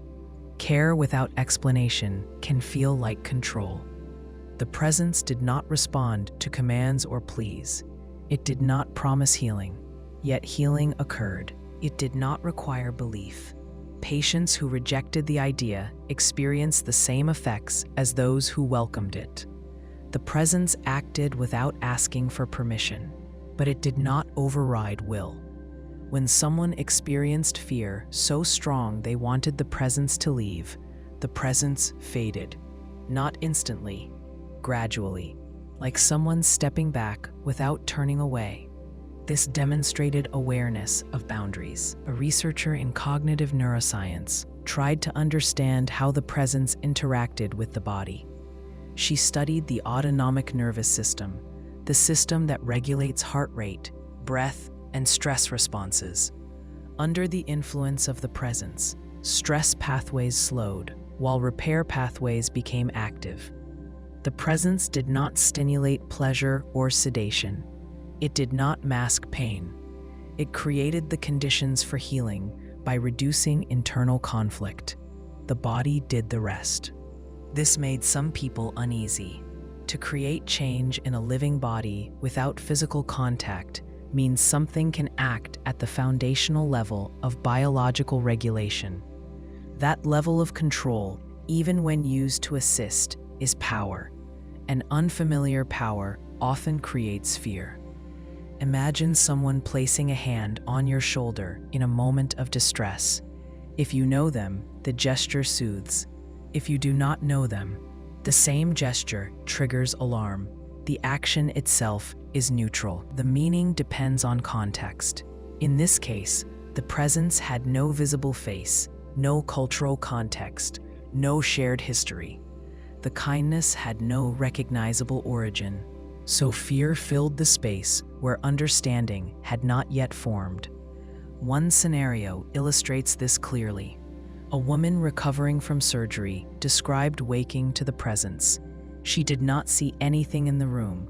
She felt her breathing slow and deepen without effort. She felt her pain recede, not disappear, but loosen its hold. She said she felt recognized, not judged, not evaluated, simply known. Her first reaction was relief. Then, as the awareness settled, she felt fear. The relief did not erase the knowledge that something she did not control was interacting with her most private experience, her body healing itself. She asked aloud, without expecting an answer, "Who are you?" The presence did not respond, but it remained. Her heart rate stayed stable. She fell back to sleep. In the morning, the fear had softened, but the memory remained clear and precise, unlike ordinary dreams. The core of the fear is simple. Most of our experiences with power involve cost. Help comes with expectation. Care comes with exchange. When we encounter assistance that asks nothing in return, we instinctively search for the price. When we find none, the mind assumes the cost is hidden. The presence has not shown any behavior that reflects ownership, advantage, or claim. It does not mark territory. It does not favor individuals or groups. It does not respond to praise or rejection. It observes and assists when conditions make assistance possible, but it never forces change. That restraint is the most unfamiliar part of the contact. Human kindness often tries to fix, correct, instruct, or comfort by changing the other. This presence changes nothing except stress. It allows the person to remain entirely themselves, without influence on belief, identity, or memory. Its action is not guidance, it is support. This challenges one of our deepest assumptions, that kindness must be expressed through recognizable forms: language, touch, guidance, gift, or sacrifice. We treat care as something that must be visible, but care does not require recognition. It does not require identity. It does not require permission to see someone as they are. If a species evolved to recognize emotional and biological distress directly, then offering assistance might be as instinctive to them as reaching out to catch a falling object is to us. It may not even occur to them that this could be alarming. They may see suffering and simply respond by reducing it. The fear, then, is not of harm. The fear is of being seen so clearly that nothing can be hidden. To be helped by something that does not misunderstand you means being known without defense. That kind of kindness feels like exposure, and exposure feels like fear until trust forms in the space where explanation does not exist. The first message did not say who they were. It did not describe a star system or a culture. It did not announce arrival or intention. The message was a single transmission containing a simple pattern, a record of atmospheric loss over time. It showed a planet losing its air, slowly at first, then rapidly. The pattern dropped into silence. That silence was the end. Scientists recognized the data shape before they understood the meaning. Our own atmosphere could follow the same curve if certain feedback loops tipped far enough. The data did not include language. There were no symbols, no requests, no warnings, but the pattern itself was the message. It said, "We lived on a world like yours." It did not last. The signal repeated. It came in cycles, as though the sender wanted to ensure it was noticed. The source was faint and distant. It came from a system that once showed signs of habitability. Telescopes had recorded that system decades earlier, but noted nothing unusual. Whatever happened there happened long before we learned to look. The realization that the signal came from a dead world changed the tone of study. The message was not contact in the usual sense. It was survival information sent across time and distance. The senders did not include their appearance or culture. They seemed to assume such details did not matter. When a house is burning, identity is less important than the direction of the nearest exit. Eventually, a second transmission arrived, but not from the same direction. It was weaker and more degraded. Instead of atmospheric collapse, it displayed mineral loss in soil. The data showed how land became sterile. The collapse began underground, long before the air failed. The pattern matched what can happen when topsoil strains under industrial extraction faster than it can replenish. The message did not accuse or instruct. It only recorded. The third message arrived much later. It was not a broadcast. It was contact in another form. A small, silent object appeared in high orbit, not shaped like a craft, not transmitting signals, not reflecting light the way metal does. It held position without propulsion. The object did nothing. It only existed there, visible to instruments. Telescopes focused on it. Spectral analysis showed it contained no biological matter. No atmosphere, no power signature, no heat. It behaved like a monument, something placed, not piloted. It moved only when Earth moved, staying at a fixed relative distance, as if it were watching without approaching. This was not how we imagined survivors. We assumed survivors would come with urgency, with desperation or plea. But the presence in orbit remained still. It did not request anything. It did not offer technology. It did not speak. Researchers tried sending signals. They tried encoded patterns. They tried direct emotional resonance techniques used in previous contact studies. The object did not respond, not through sound, signal, or field. Then someone asked a different question. Not what does it want, but what if the ones who sent the messages are gone? If the senders knew their world was dying, they may have launched records rather than travelers. The object in orbit might be a storage vessel, a marker, or a final message. It may not contain life. It may contain memory. The survivors may not be alive at all. The word survivor may apply only to the record itself. A drone was launched to approach the object. It moved slowly, cautious of unknown materials.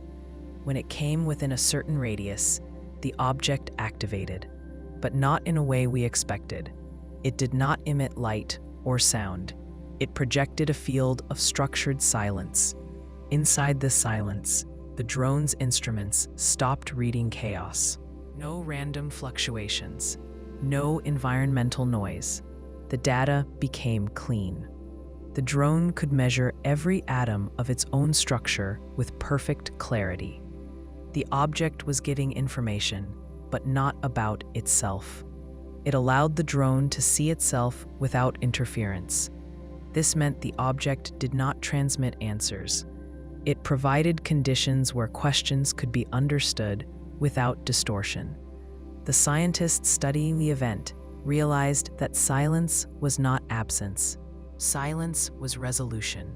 The survivors from the dead world were not teaching us what to do. They were showing us how to see clearly enough to understand what we are already doing. When researchers refined atmospheric simulations using the clarity gained in the silence field, they discovered something. The collapse pattern in the first message did not begin with catastrophe. It began with lag. The planet remained stable until the loss passed a threshold. And then change accelerated, faster than reversal could occur. The message was not stopped. It was, you will not feel the danger until it is too late. The second message, the soil collapse, revealed something similar. The damage became visible only after the system crossed a recovery boundary. Once the boundary was crossed, restoration no longer produced stability. Growth continued to decline, even when strain stopped. The recordings were not warnings. They were records of tipping points. They showed what happens when change becomes irreversible. The silence field around the object in orbit did something else. When humans entered communication rooms and viewed data through that adjusted clarity, their emotional responses changed. They did not become fearful. They became steady. The presence did not manipulate mood. It removed internal noise the way it removed atmospheric noise. It allowed thought without panic. This suggests the survivors understood something about how species respond to crisis. Fear leads to paralysis or conflict. Clarity allows action. The messages, the object, and the silence all say the same thing. We did not act in time. You might still. The presence does not guide. It does not demand. It does not instruct. It only shows what happens when a world waits too long to recognize itself. The object was small enough to hold in two hands. It did not look advanced. It did not shine. It did not contain markings or symbols. It appeared to be made of a dull stone-like material. It was found not in a desert, crater, or deep ocean trench, but inside an abandoned structure where it should not have been. A research team cataloging artifacts in an old storage facility came across it sealed inside a container with no known origin. The container showed no signs of aging. The object inside was intact. It seemed as though it had been placed there recently, although analysis suggested it was older than recorded history. The first clue that the object was not ordinary came when researchers attempted to measure its composition. Standard spectrometry produced conflicting results. The material behaved like a crystal under some wavelengths and like metal under others. It absorbed heat without warming. It did not reflect light. It did not emit radio frequencies. It did not degrade when exposed to air, water, or strong acids. It did not interact with anything in a conventional way. The object did nothing. It simply existed. That stillness suggested intent. Objects meant to be noticed but not misused often refrain from announcing themselves. Researchers scanned the object using high-resolution imaging. Inside, they found structure, not wires, circuits, or chambers, but layers. Each layer contained repeating geometric patterns. These shapes were not random.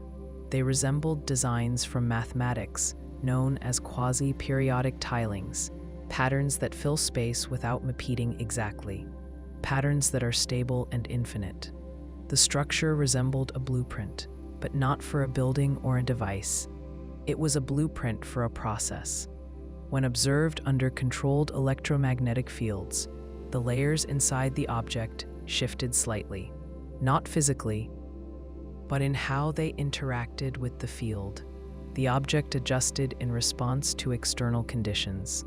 It reacted without producing force. It adapted without changing shape. It held information, but the information was not stored as symbols. It was stored as relationships. A materials scientist described it as a manual written in the language of balance. The research team tried to decode the structure. They mapped layer after layer. The deeper they went, the more complex the relationships became. Every part depended on every other part. If one part changed, the whole system adjusted to maintain stability. It was not a blueprint for a machine. It was a blueprint for a dynamic system, something meant to remain stable under stress. This led to the first hypothesis. The object contained instructions for building something that regulates itself. A biologist suggested comparing the structure to living systems.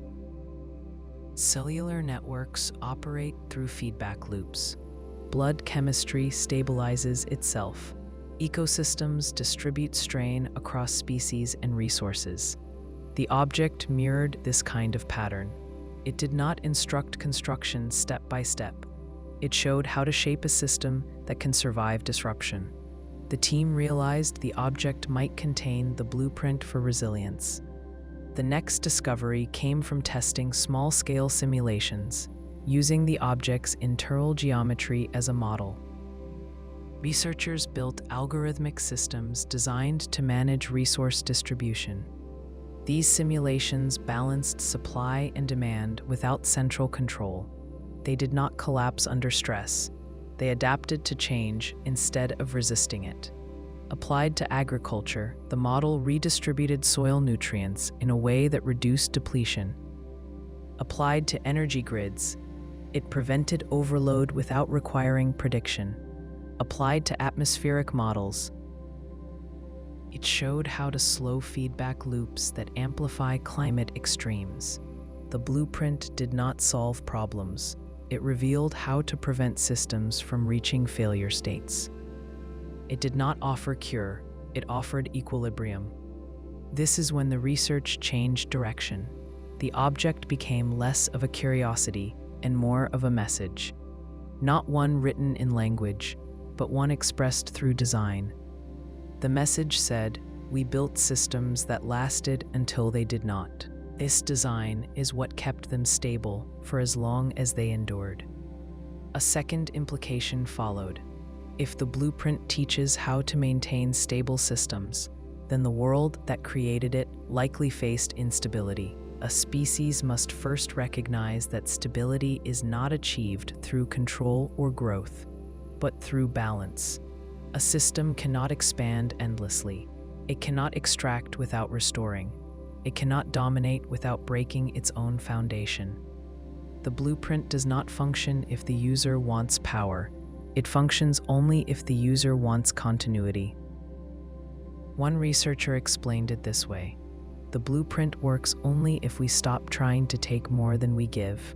This is where the test becomes clear. The object does not enforce anything. It does not activate a defense. It does not refuse misuse. It simply becomes useless when used incorrectly. If someone tries to use the blueprint to increase output without restoring input, the system collapses instantly within the model.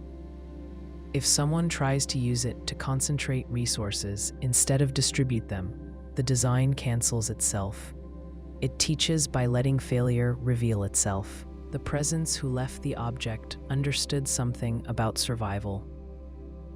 They understood that knowledge is not enough.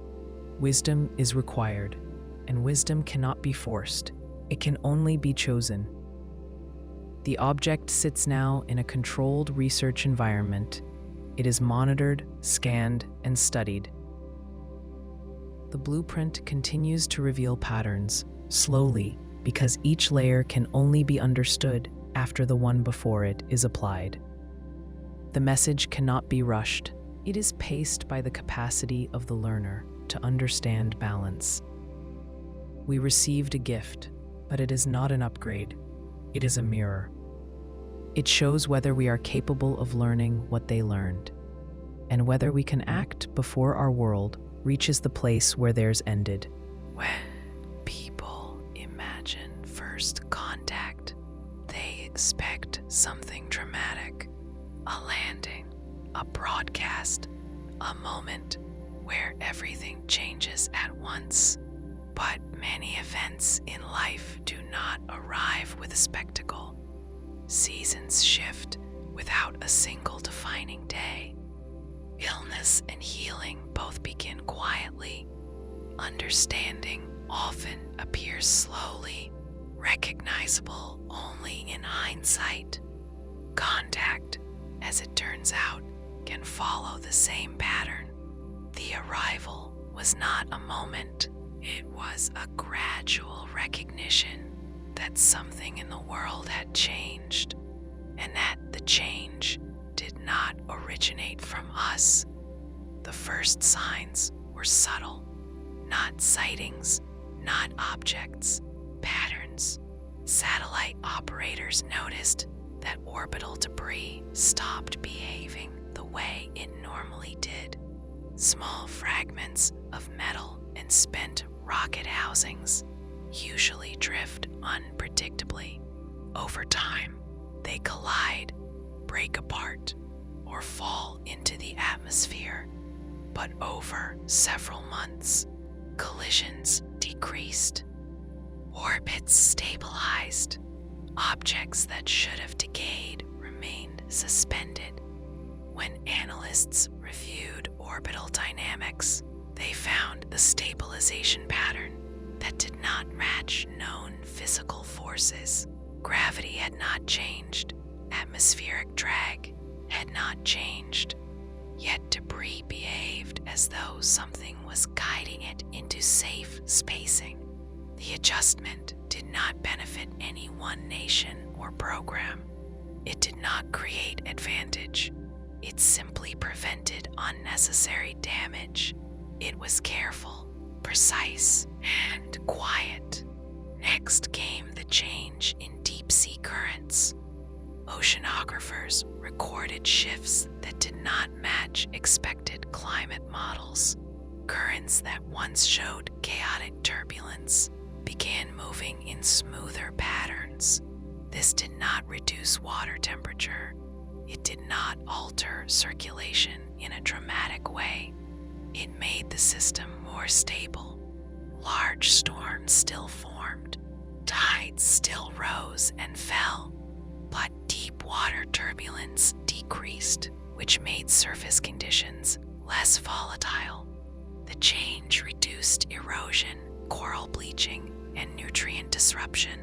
Again, no forceful intervention, just a steady hand smoothing rough edges. These two effects, orbital stabilization and ocean stabilization, appeared unrelated at first. One occurred far above us, the other far below, but both reflected the same principle: adjustments made to prevent cascading damage. Both worked on systems too large for any one human group to manage. Both required knowledge of balance instead of control. At ground level, nothing felt different at first. Cities did not transform. Air did not shimmer. There were no lights or craft in the sky. People continued to work, sleep, argue, and plan. The arrival happened without interruption. It became noticeable only when scientists tried to model systems forward. Predictions that once pointed toward collapse began to show extended stability, not reversal, not repair, just time where time had been running short. This caused debate. Some said the changes were the result of improved models. Others pointed to previously unknown natural cycles. A few assumed hidden human intervention. No explanation held. The data pointed to something external, acting within the margins where systems break, something that understood thresholds. If someone wanted to change a world without controlling it, this is how they would act, not by imposing design, not by issuing warnings, but by keeping complex systems from reaching tipping points, by nudging instead of pushing. The presence was not seen because the presence did not need to be seen. Its work was not visible in objects, but in outcomes. A fisheries scientist provided one example. In a region where fish stocks had been declining for decades, spawning rates began to rise, not due to reduced fishing, not due to regulation. The water conditions shifted slightly, oxygen levels stabilized, predation pressure balanced. Nothing dramatic, just enough to allow recovery. The same slow corrections appeared in polar ice formation, forest growth patterns, and soil nutrient cycles. No miracles occurred. Nothing reversed damage already done, but collapse slowed. Systems that were heading toward failure now hovered in a narrow band between stress and repair. It looked like someone had placed a hand on the world, not to save it, but to steady it. This kind of contact forces a different kind of reflection. The arrival was not about appearing at the center of our attention. It was about entering the world through its foundations. Whoever acted did not want recognition. They wanted stability without dependency. They intervened in places where life is most fragile, not where humans focus their attention. Eventually, instruments detected a field, not constant, but intermittent. It was not electromagnetic. It did not behave like gravity or heat. It behaved like a stabilizing gradient. Where the field appeared, fluctuation decreased, not eliminated, reduced. The field did not create change. It dampened chaos. A physicist compared it to placing dampers in a building to reduce swaying. The structure remains the same. It does not become stronger, but it stops collapsing under repeated stress. This suggested something important. The presence understands fragility, not strength. It does not treat Earth as something to be remade. It treats Earth as something already capable of supporting life, if allowed to remain balanced. People began asking the usual questions. Who are they? Why here? Why now? But the questions assumed intention beyond what was visible. The presence had not made contact to guide or teach. It did not communicate through symbols or messages. Its work was physical, subtle, and precise. It adjusted without altering. It supported without claiming. The absence of identity created discomfort. Humans are used to narratives with characters, motives, and goals, but not all interactions fit our storytelling instincts. A surgeon repairing a damaged organ does not tell the organ who they are. A caretaker watering a plant does not explain why. The action is the communication. One scenario helps clarify this. Imagine arriving at a house where the roof is sinking and the beams are cracking. Instead of knocking on the door and announcing expertise, someone climbs quietly onto the roof and begins steadying the supports. The people inside may not notice until later, when the house no longer groans under pressure. The presence did not need to introduce itself to do its work. The work itself is the introduction. We remain in the time before recognition shifts. The arrival already happened. The signs are present in the world's behavior. The question is not whether something came. It is whether we are able to notice a kindness that does not call attention to itself. A kindness that does not ask to be thanked. The story always began the same way. We looked outward, imagining contact as a visitor arriving at our world. We assumed we were the ones being observed, evaluated, and placed into some larger cosmic context. We expected the unknown to come from somewhere else. It seemed obvious. We live here. This is our world. Life grew here. We evolved here. But the idea feels less solid when the evidence no longer supports the narrative we built around it. Sometimes the familiar is only familiar because we stopped questioning it. The first shift came from genetic studies. Researchers found sequences in human DNA that did not match known evolutionary pathways. These sequences were not anomalies or contaminants. They were stable and intentional. They were structured like inserted code, not random mutation, not adaptive drift, a blueprint placed with purpose. At first, scientists thought it was evidence of unknown ancient viruses that integrated themselves into the human genome, but the patterns were too clean. Viral integration is messy, fragmented. This structure was layered, recursive, and self-organizing. It was not something that evolved here. It was something introduced. The second shift came from studying the fossil record. Human development does not follow a smooth curve. Species usually change gradually over long periods, but the leap from pre-human ancestors to early humans occurred in a geological instant. Tool-making, symbolic thought, and social complexity appeared together rather than one leading into the next. It looked less like evolution and more like adaptation to remembered knowledge, as if humans were rebuilding something they already knew how to do. The third shift came from deep space mineral analysis. Some isotopes found in trace amounts in human skeletal structure matched those found in meteor material from a system far from our own.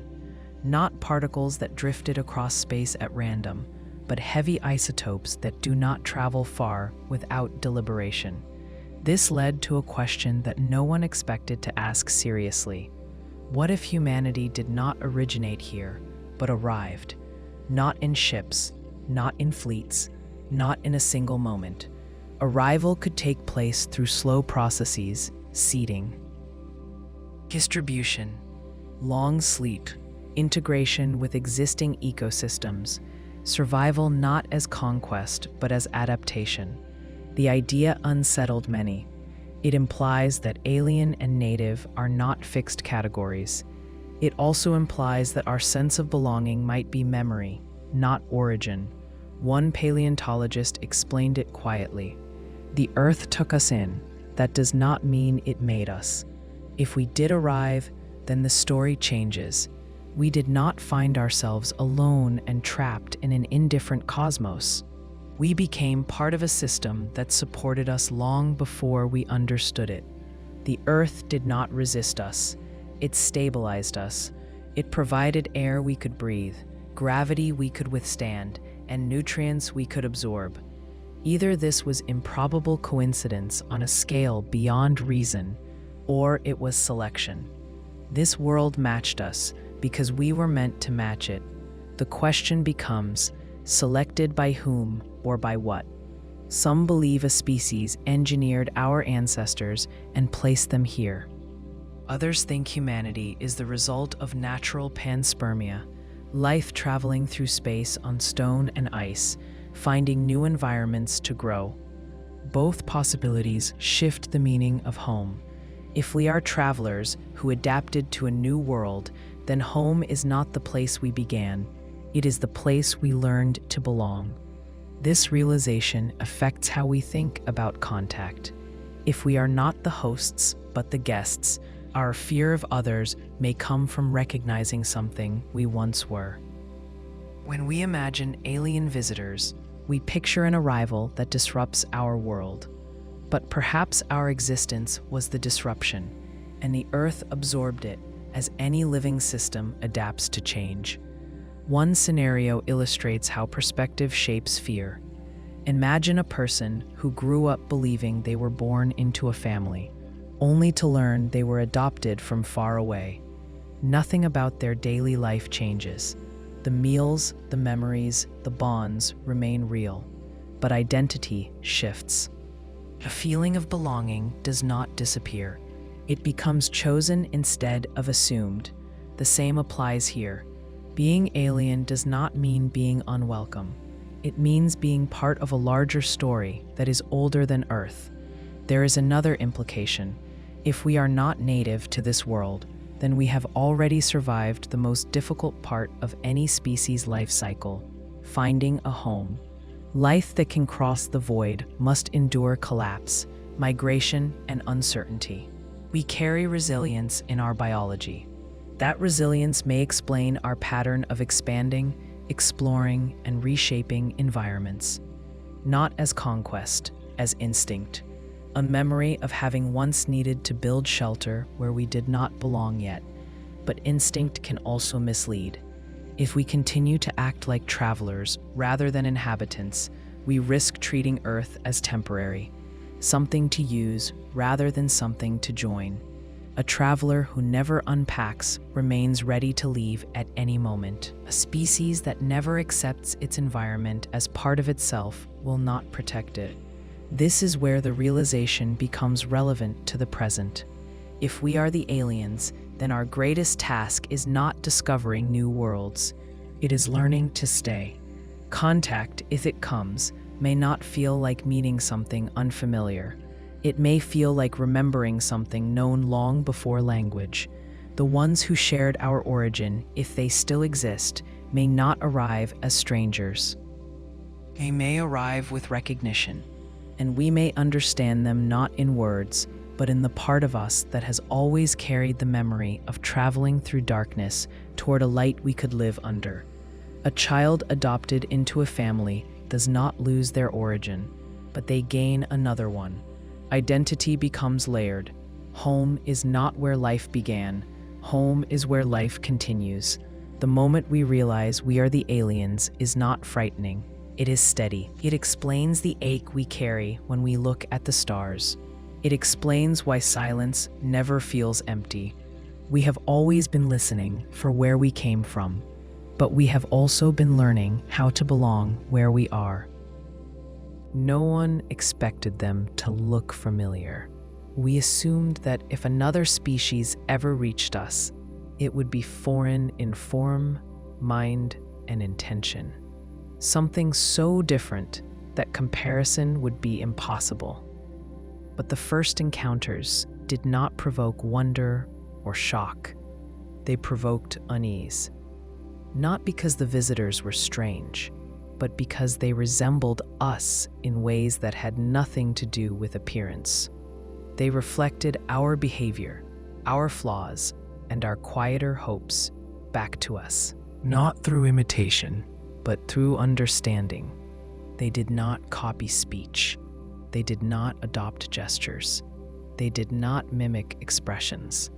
They simply responded in ways that revealed what we did not realize we were communicating. A conversation with them felt like talking to someone who already knew your fears and did not judge them. This clarity was unsettling. Most of us spend our lives managing what we show and what we keep hidden. We select what to reveal. We soften edges. We avoid truths we are not ready to face. The species who found us did not remove those defenses. They just did not acknowledge them. The first contact occurred without spectacle. A group of researchers stationed at a remote listening post reported an encounter that did not involve physics or light. They described it as a presence that entered the room without crossing distance. They felt seen, not physically, but emotionally. We avoid truths we are not ready to face. The species who found us did not remove those defenses. They just did not acknowledge them. The first contact occurred without spectacle. A group of researchers stationed at a remote listening post reported an encounter that did not involve physics or light. They described it as a presence that entered the room without crossing distance. Their own thoughts came into focus the way a lens sharpens an image. They did not hear voices. They felt their own minds engaged by something calm and curious. One researcher described it this way: "It understood me better than I understood myself, and it didn't try to change anything. It just stayed with me while I realized what I already knew." This species does not communicate through language as we define it. They communicate through reflection. They do not impose meaning. They amplify the meaning already present in another. To speak to them is to hear your own intent without distortion. This level of clarity can feel like care or confrontation, depending on what someone carries inside. One scenario shows the effect clearly. A soldier stationed at the listening post was known to be controlled, disciplined, and steady. He rarely spoke about his past. When the presence reached him, he felt a grief he had ignored for years rise to the surface. He did not cry. He described it later as standing in front of a mirror that finally reflected the correct face. The presence did not comfort him. It did not press him. It simply allowed him to see himself without the strain of holding everything in place. Another member of the team felt something different. She described a quiet relief, as though her thoughts had been scattered and someone gently gathered them into one place. She said, "I didn't learn anything new. I just stopped fighting myself." Not everyone welcomed this clarity. For some, the presence provoked a kind of fear that had nothing to do with threat. When you spend your life constructing defenses, seeing past them feels like exposure, even when no one is judging you, even when nothing is taken. The presence seemed aware of this. When someone resisted, it did not push. It did not retreat either. It adjusted. It gave space. It allowed the person to approach or step back. It understood boundaries without needing them explained. This implied something important about their evolution. They did not develop communication through persuasion or conflict. Their social structures likely formed around shared awareness rather than competition. In such a species, deception would not serve any function. Hiding would not protect. Identity would not rely on contrast. Understanding would begin with transparency. This creates a challenge for us. We are used to learning through friction, through disagreement, debate, argument, and collision. We know how to defend. We know how to justify. We know how to mask. To interact with a species that does not do any of this is to stand unguarded, not because someone removes your armor, but because armor does not apply. The reflection they offer is not moral. It is not emotional in the way we understand emotion. It is more like a clear echo. You express something, and what returns is the truth beneath it, not the words, the intent. Some tried to turn this into a method. They suggested we could use the presence to solve conflicts, negotiate peace, or improve policy. But the presence cannot be used. It does not act on command, and it does not respond to goals. It interacts only when both sides are open to being seen. This becomes the test, not of worthiness, but of readiness. To communicate with them, we must be willing to know ourselves without the comfort of distortion. A diplomat who experienced the presence described the moment when he understood this. "I realized I was not afraid of them. I was afraid of the part of myself I had never spoken aloud." This species does not want control. They do not teach lessons. They do not guide decisions. They reveal what is already there. If we are violent, the reflection shows violence. If we are curious, it shows curiosity. If we are grieving, it shows grief. They do not correct or encourage. They allow recognition. Contact with a species like this shifts the meaning of communication. We often treat communication as an attempt to influence or convey, but the visitors show another model. Communication can be mutual awareness. It can be the shared acknowledgement of what is real in both parties. This raises the possibility that understanding across species does not require shared biology or culture. It requires honesty, not the version of honesty we use when explaining ourselves to others. The honesty we use when we stop defending ourselves from ourselves. We once thought the greatest barrier to contact would be language. The real barrier is self-recognition. The species that mirrors us does not reveal themselves through appearance or technology. They reveal themselves through the space in which nothing is hidden and nothing is forced. In that space, we meet ourselves first. Then, if we are willing, we meet them. It did not begin with sightings or transmissions. It began with infrastructure. Old tunnels beneath cities that no one remembered designing. Caverns carved with precision under mountain ranges that show no signs of tool marks. A biological sample taken from deep rock formations revealed cellular structures similar to our own, but with evolutionary timelines that did not match anything known on Earth's surface. The first response was to call it contamination. Scientists assumed the samples were mixed by accident, but testing confirmed that the sequences were consistent across multiple locations separated by oceans. These cells did not match bacteria, archaea, fungi, plants, or animals. They were unfamiliar, but not random. Complex, organized, and stable. They assembled themselves into networks capable of storing and exchanging energy efficiently. Not quite life as we define it, but not inert matter either. At first, people believed this was evidence of a lost organism, something ancient that had survived out of sight. But the structure of the networks suggested intention. They responded to environmental change. They reformed themselves when fractured. They learned, not through behavior, but through adaptation. And the adaptations matched patterns seen in human neural networks. Not identical in structure, but in function.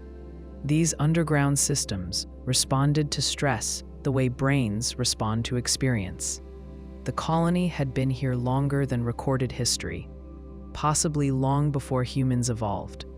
It did not compete with us. It did not communicate through language or signaling. It blended into Earth's geology. It shaped no monuments.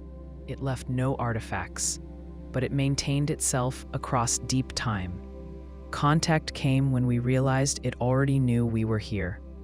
A research team working in an abandoned mine noticed movement in the network when they entered the cavern. The cell clusters reorganized, but not defensively. The shift followed the position of the humans in the space. It did not retreat. It did not grow toward them. It adjusted to provide structural support in the cavern walls where vibrations increased. It reacted to prevent collapse. This meant the colony understood us not as outsiders, but as part of the environment it monitored and stabilized. It had been supporting the geology beneath us all along. The colony was not hiding. It was functioning. When scientists exposed samples to electromagnetic fields, the colony responded by increasing complexity. When the field weakened, structure relaxed. It behaved as if it could sense subtle changes in energy and adjust to maintain equilibrium. It did not produce emotion. It did not show curiosity or fear, but it demonstrated recognition. Recognition is a form of awareness. This raised a question that felt larger than the discovery. Did life on Earth begin in the ocean and rise onto land? Or did something arrive much earlier and settle beneath the surface, shaping conditions for everything that followed? The colony's structure suggests the latter. Its genetic architecture is older than surface species, but tuned to Earth's chemistry and gravity.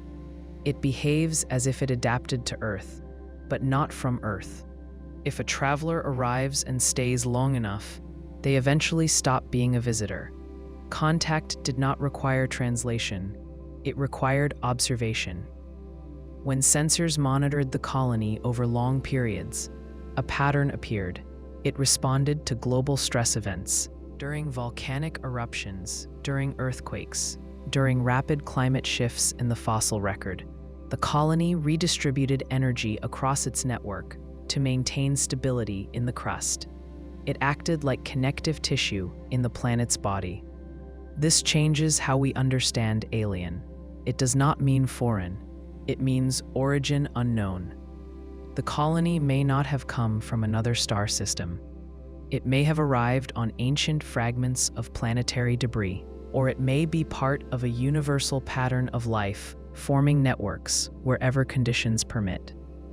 Life that is not centered on individuals, but on structure and continuity. If so, then humanity did not evolve in isolation. We developed in the presence of something older that shaped the environment we grew into. The colony is not a visitor, it is a resident, possibly the first resident. One scenario shows the significance of this. A seismology team recorded small tremors beneath a densely populated city. The colony shifted before the tremors intensified. The tremors dissipated. Stress was redistributed through rock layers in ways that prevented damage. No one noticed. The city continued without awareness that something beneath it had intervened. This did not happen once. Patterns show the colony behaved this way thousands of times across centuries. Subtle guidance, quiet, consistent, without expectation of recognition. When contact became acknowledged, some reacted with fear. The idea of sharing a world with something unseen feels threatening when control matters. But the colony never competed with us. It coexisted. It allowed us to build on the surface while it maintained the foundation. We often search for extraterrestrial intelligence by looking for radio signals, lights, or movement in the sky. We assume intelligence appears as individuals making choices, but intelligence can also appear as distributed stability, as a network that adapts to keep conditions favorable for life. Intelligence does not need identity to function. It does not need desire. It may exist simply to continue existing. The colony's presence forces a reconsideration of history. Maybe we did not rise alone. Maybe life on Earth is layered. The surface species change quickly. Civilizations rise and fall. But beneath the shifting world, something remained, maintaining continuity across eras. The colony did not reveal itself with intention. We noticed it because we finally developed tools capable of recognizing patterns of stability. It was not waiting for us. It was simply here. Contact did not bring knowledge of the future. It brought awareness of the past. It showed that we are not the first intelligence on this planet, only the latest one to realize it. When people prepare for first contact, they imagine translators, conference tables, interpreters, and protocols. They picture speeches and statements. They assume the challenge will be language, but language was never the barrier. The real divide was expectation. We assumed communication required symbols. They assumed communication required awareness. So the first negotiations did not happen in rooms designed for diplomacy. They happened in quiet spaces where two sides shared perception without conversation. The initial encounter took place in a research facility, observing the presence that had appeared at the edge of the atmosphere weeks earlier. The presence did not descend or approach. It held position. Not stationary in the way an object stays still, but steady in the way a thought remains focused.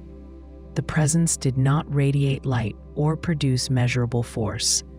It altered attention. Anyone monitoring the area sensed it before detecting it. They reported the same description, a quiet recognition, like realizing someone else had entered the room without hearing or seeing movement. Scientists attempted to send signals. They tried radio. They tried directed particle beams. They tried mathematical sequences. The presence did not respond differently. It did not ignore the signals. It did not accept them. It remained unchanged. This suggested that communication was not something it received as input. It already understood that another intelligence was observing it. The negotiation began when a researcher stopped trying to send signals and simply allowed their attention to rest on the presence without agenda. The researcher described the shift like this: I understood that I didn't need to make meaning.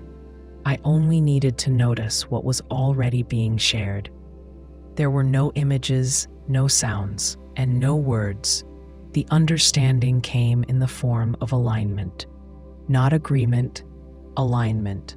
Like two processes running in parallel, adjusting so they could observe the same reference point.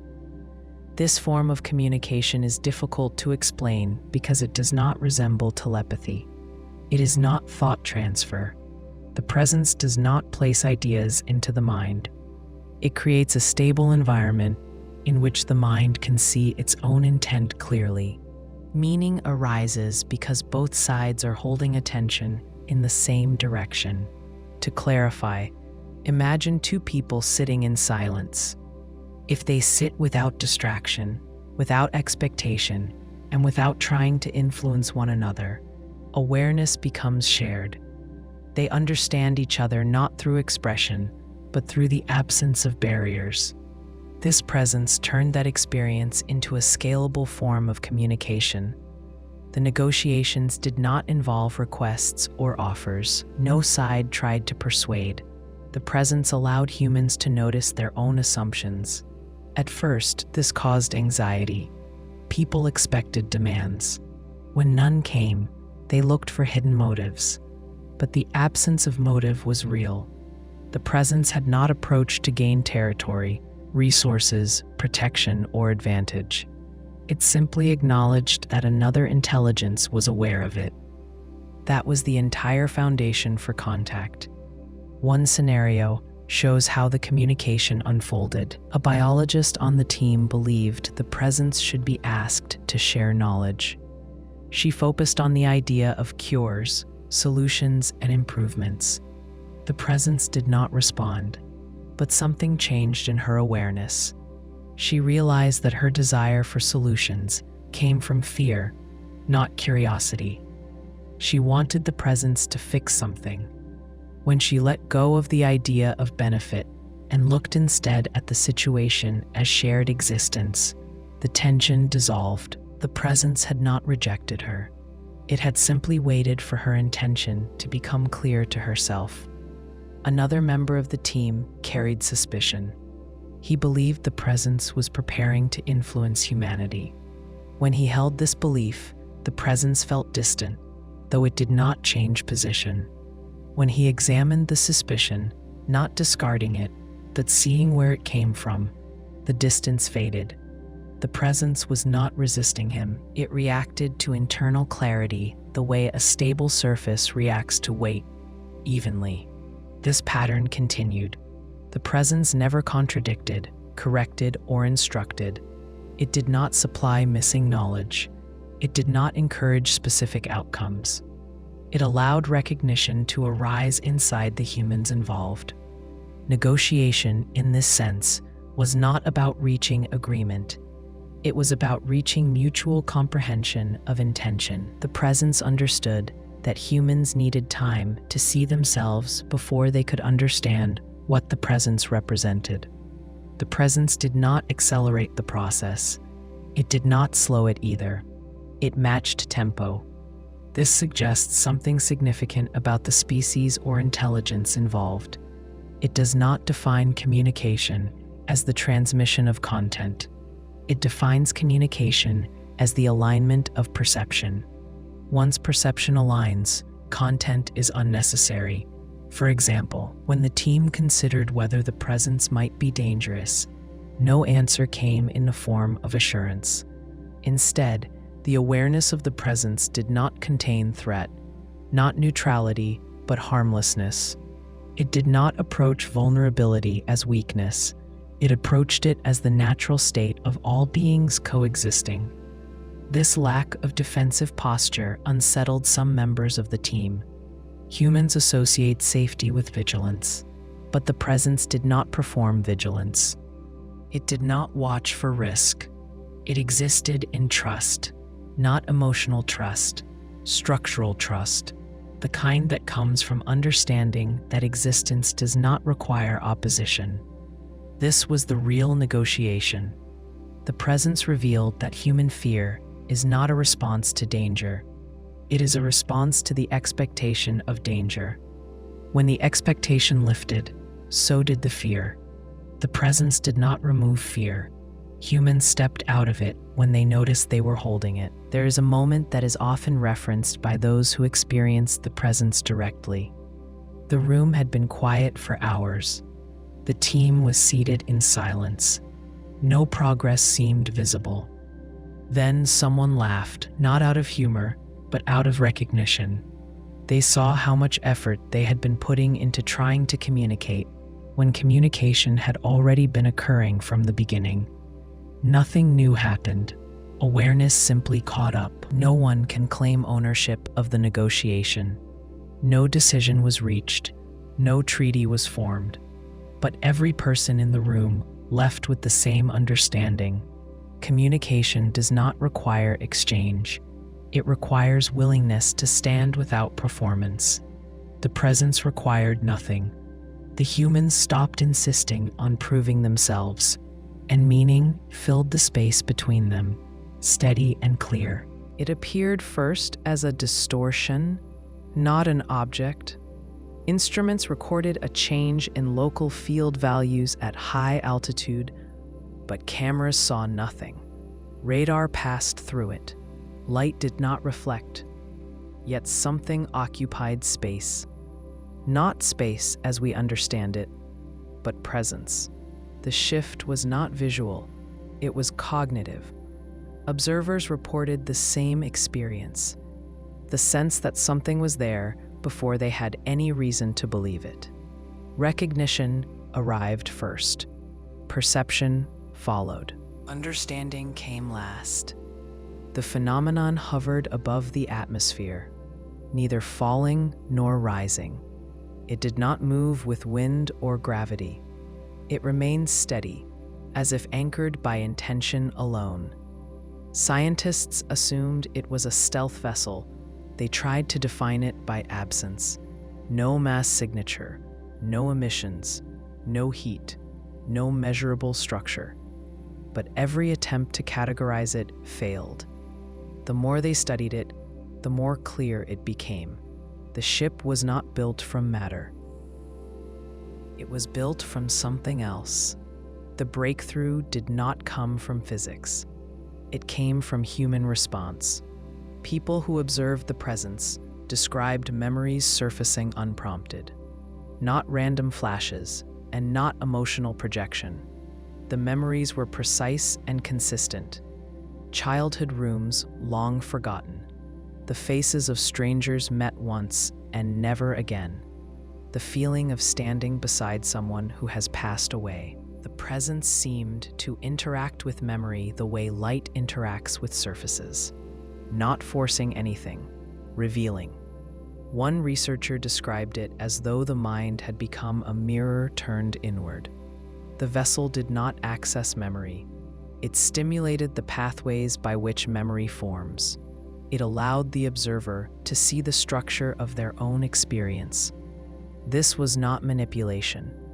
It was reflection. This led to the idea that the ship was not a machine in the way we build machines.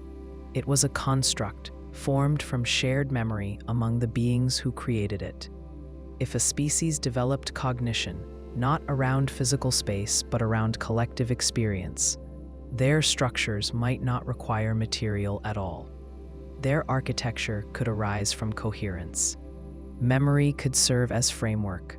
Identity could serve as foundation. Shared intention could serve as gravity.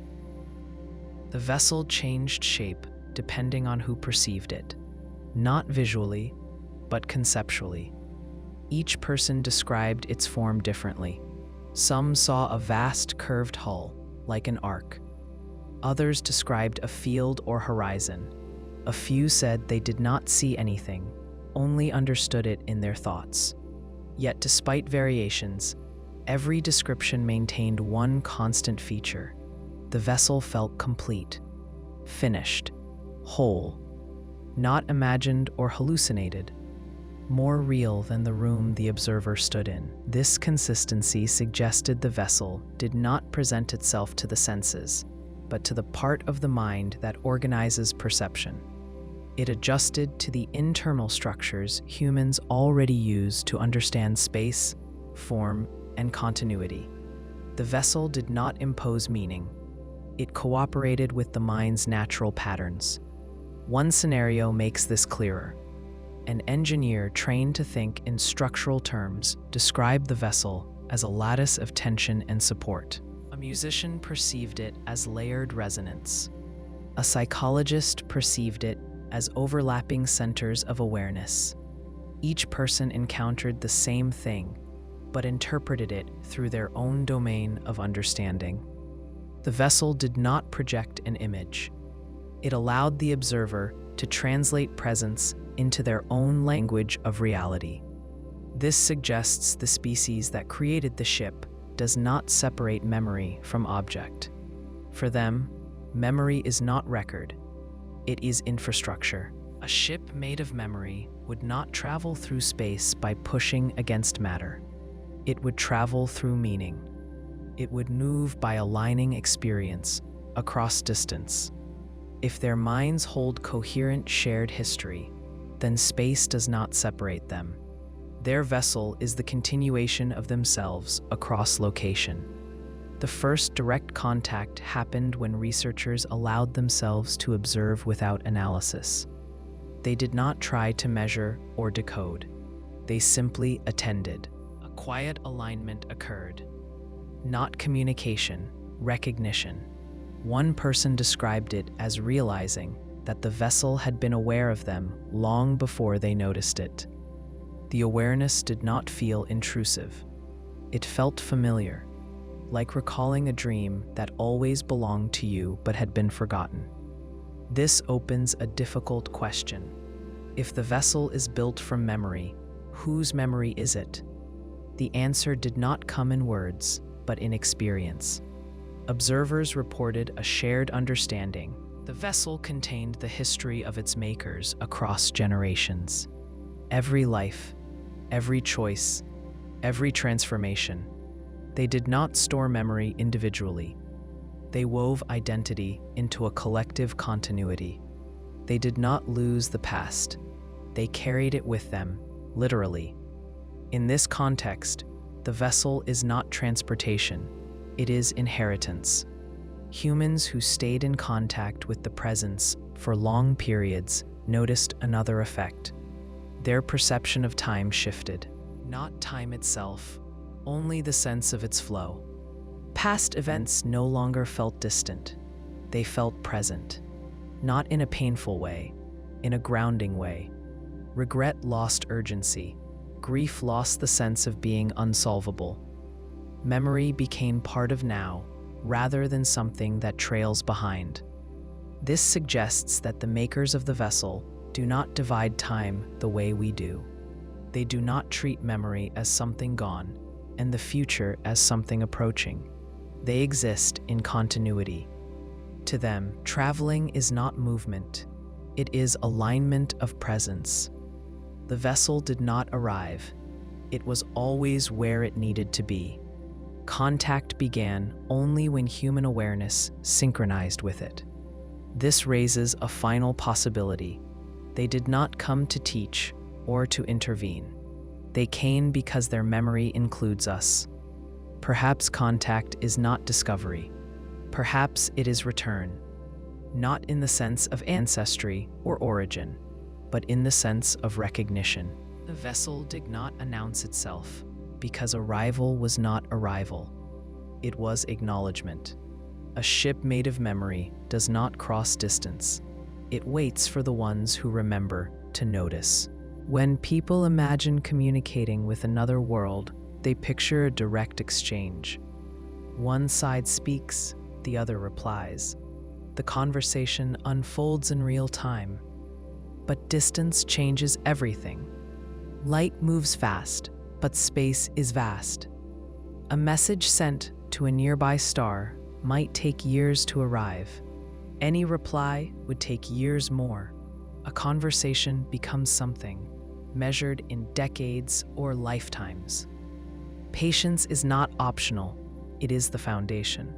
The first signal we received was simple, a pulse, not repeating evenly, but arranged with intention.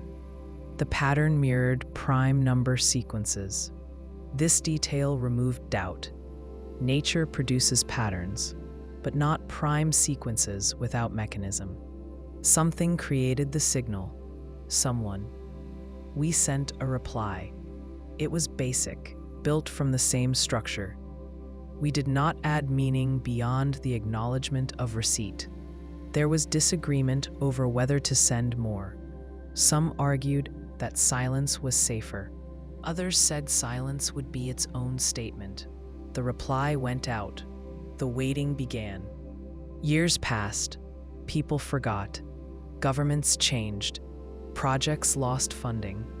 The research moved from national agencies to universities, then to individual labs. Eventually, only a small group continued to monitor the coordinates where the signal had originated. They stayed because they believed that once intelligence recognizes another, the responsibility does not end. It continues. The reply came 14 years later. It did not match the structure we sent. It expanded the pattern. It added an element that showed understanding of what we had attempted. The response did not ask anything. It did not identify the sender. It acknowledged receipt and continued the sequence forward, inviting us to continue it further. This was the first lesson. They did not hurry. They did not assume urgency. They communicated as if time was not a resource to defend, but a space to inhabit. For them, exchange did not require speed. We are accustomed to rapid response. The faster the message, the more important it feels. We treat delay as lack of interest, but the distance between our worlds required a different mindset. To speak across light years means accepting silence for long stretches of time. Silence is not absence. It is part of the message. The next reply we sent took 9 months to assemble. Not because the message was complex, but because the team had to unlearn their usual approach. They could not try to persuade, impress, or question. Any attempt to guide the conversation in a direction assumed goals, and goals would limit understanding. So they sent a continuation of the pattern with a small variation. The variation was not a request. It was curiosity. It asked in mathematical structure rather than language, "Do you understand difference?" The reply arrived years later. It acknowledged the variation with a variation of its own, not identical to ours, but clearly built in response to it. This showed something important. They were not copying. They were participating. The exchange was mutual. Pattern became dialogue. During the long periods between messages, people changed. Some members of the team grew old. Some passed away. Others took their place. This made the communication feel less like a conversation between two individuals and more like correspondence between civilizations. Patience became generational. One scientist described it as planting trees whose fruit you will not live to taste. The absence of urgency was not silence. It was trust. Trust that the ones on the other side would continue. One scenario helps clarify the scale of this. Imagine writing a letter and sending it across an ocean, knowing that by the time it returns, your life may look different than when you first composed it. The value of the letter is not in immediate reply. It is in knowing that someone receives it, opens it, and understands your effort. The conversation becomes an agreement to remain aware of one another across time. Eventually, the exchange developed structure, not language as we use language, but shared pattern building. The patterns expanded from numbers to relational forms. They expressed concepts like grouping, differentiation, causality, and sequence, not definitions, demonstrations. This allowed one of the most surprising realizations. They understood temporal scale differently than we do. For them, time is not something to overcome or defeat. It is part of identity. A species that is comfortable communicating across centuries does not see distance as barrier. They see it as environment. This changed the tone of human research. Instead of trying to accelerate communication using theoretical faster-than-light channels or quantum entanglement, scientists began studying how to stabilize cultural memory over long periods. The challenge was not how to speak faster. The challenge was how to continue speaking. If a message takes 20 years to send and receive, then the people who initiate the message will not be the ones who conclude it. A conversation across light years is maintained by continuity, not immediacy. It requires a society that does not treat the future as abstract. Some governments tried to claim ownership of the exchange. They argued that whoever controls the message controls the relationship. But the timeline resisted this kind of power. A government cycle does not outlast the time it takes to receive a reply. Control cannot be held across decades. Patience dissolved politics. This may have been the most unexpected outcome. Contact did not unite humanity. It slowly discouraged conflict, not through persuasion, not through instruction. The scale of the timeline made short-term rivalry feel small. It is difficult to wage war over something temporary when you are participating in a conversation that will continue long after you are gone. The most recent transmission contained a pattern that resembled memory, not emotional memory, structural memory. The kind used to model the history of a system. It suggested they wanted to share the story of how they became capable of patience. The message is still being analyzed. It may take years to understand, years more to reply, years again for the reply to return. That is the shape of the conversation. The distance does not diminish connection. It defines the kind of connection that is possible. The earliest stages of contact did not resemble negotiation. There were no demands, no offers, no attempts to gain advantage. The presence did not arrive with fleets or signals claiming territory or influence. It did not present technology or ideology. It did not ask us to change anything. Instead, it observed, it listened, it waited to see how we would respond to the unknown. This made some people uneasy. We are used to assuming that any intelligence able to reach us must have intention, and intention often implies motive.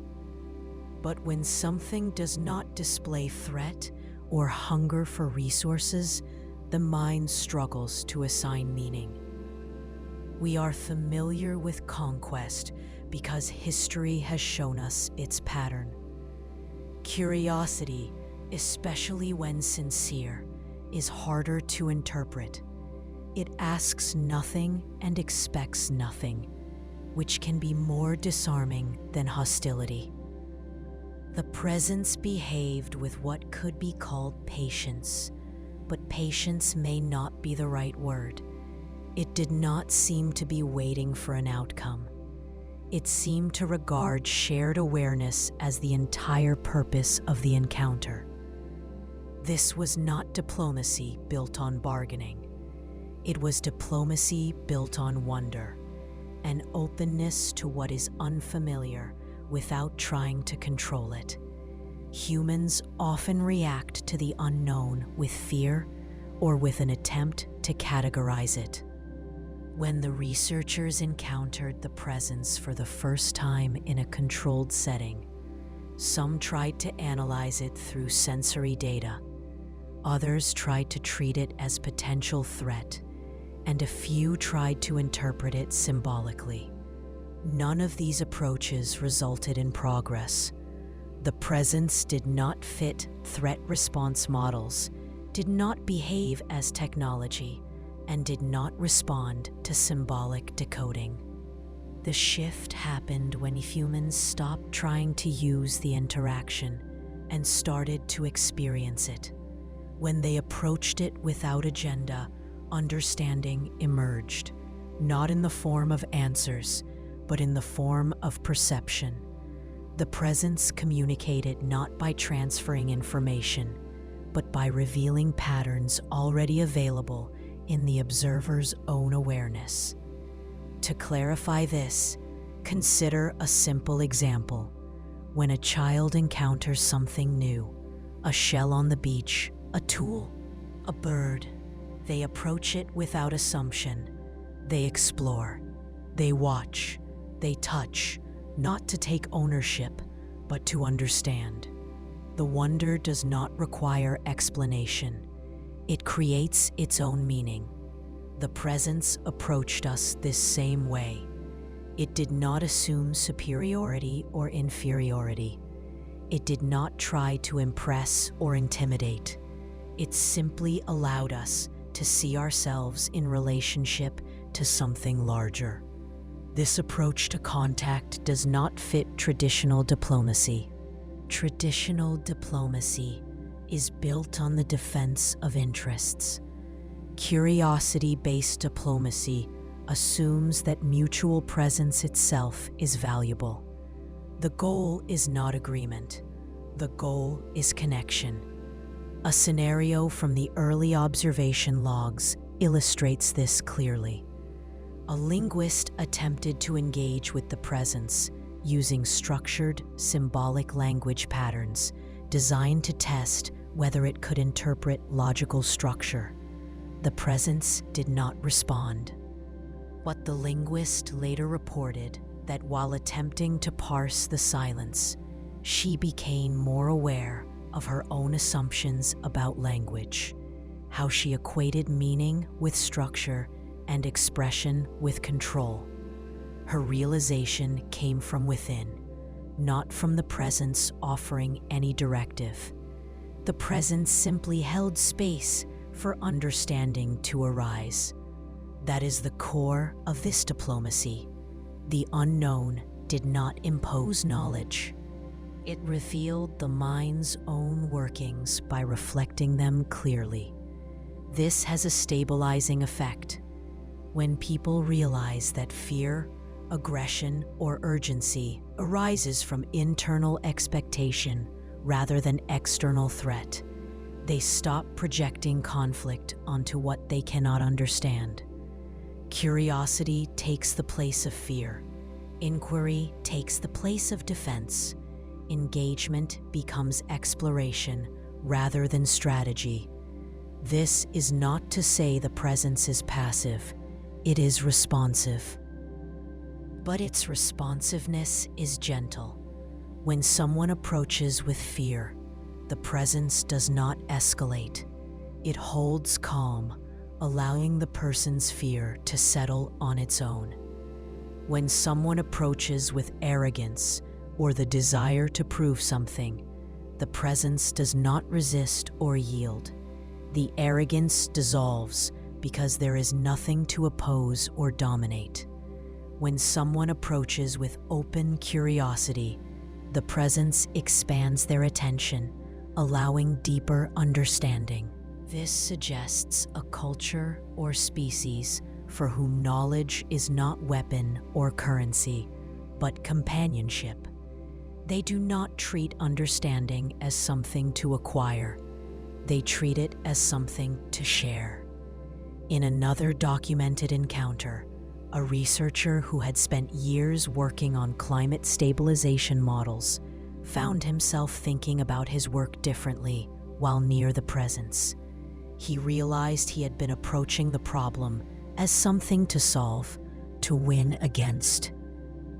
In the presence, he saw the Earth not as a system to repair, but as a relationship to maintain.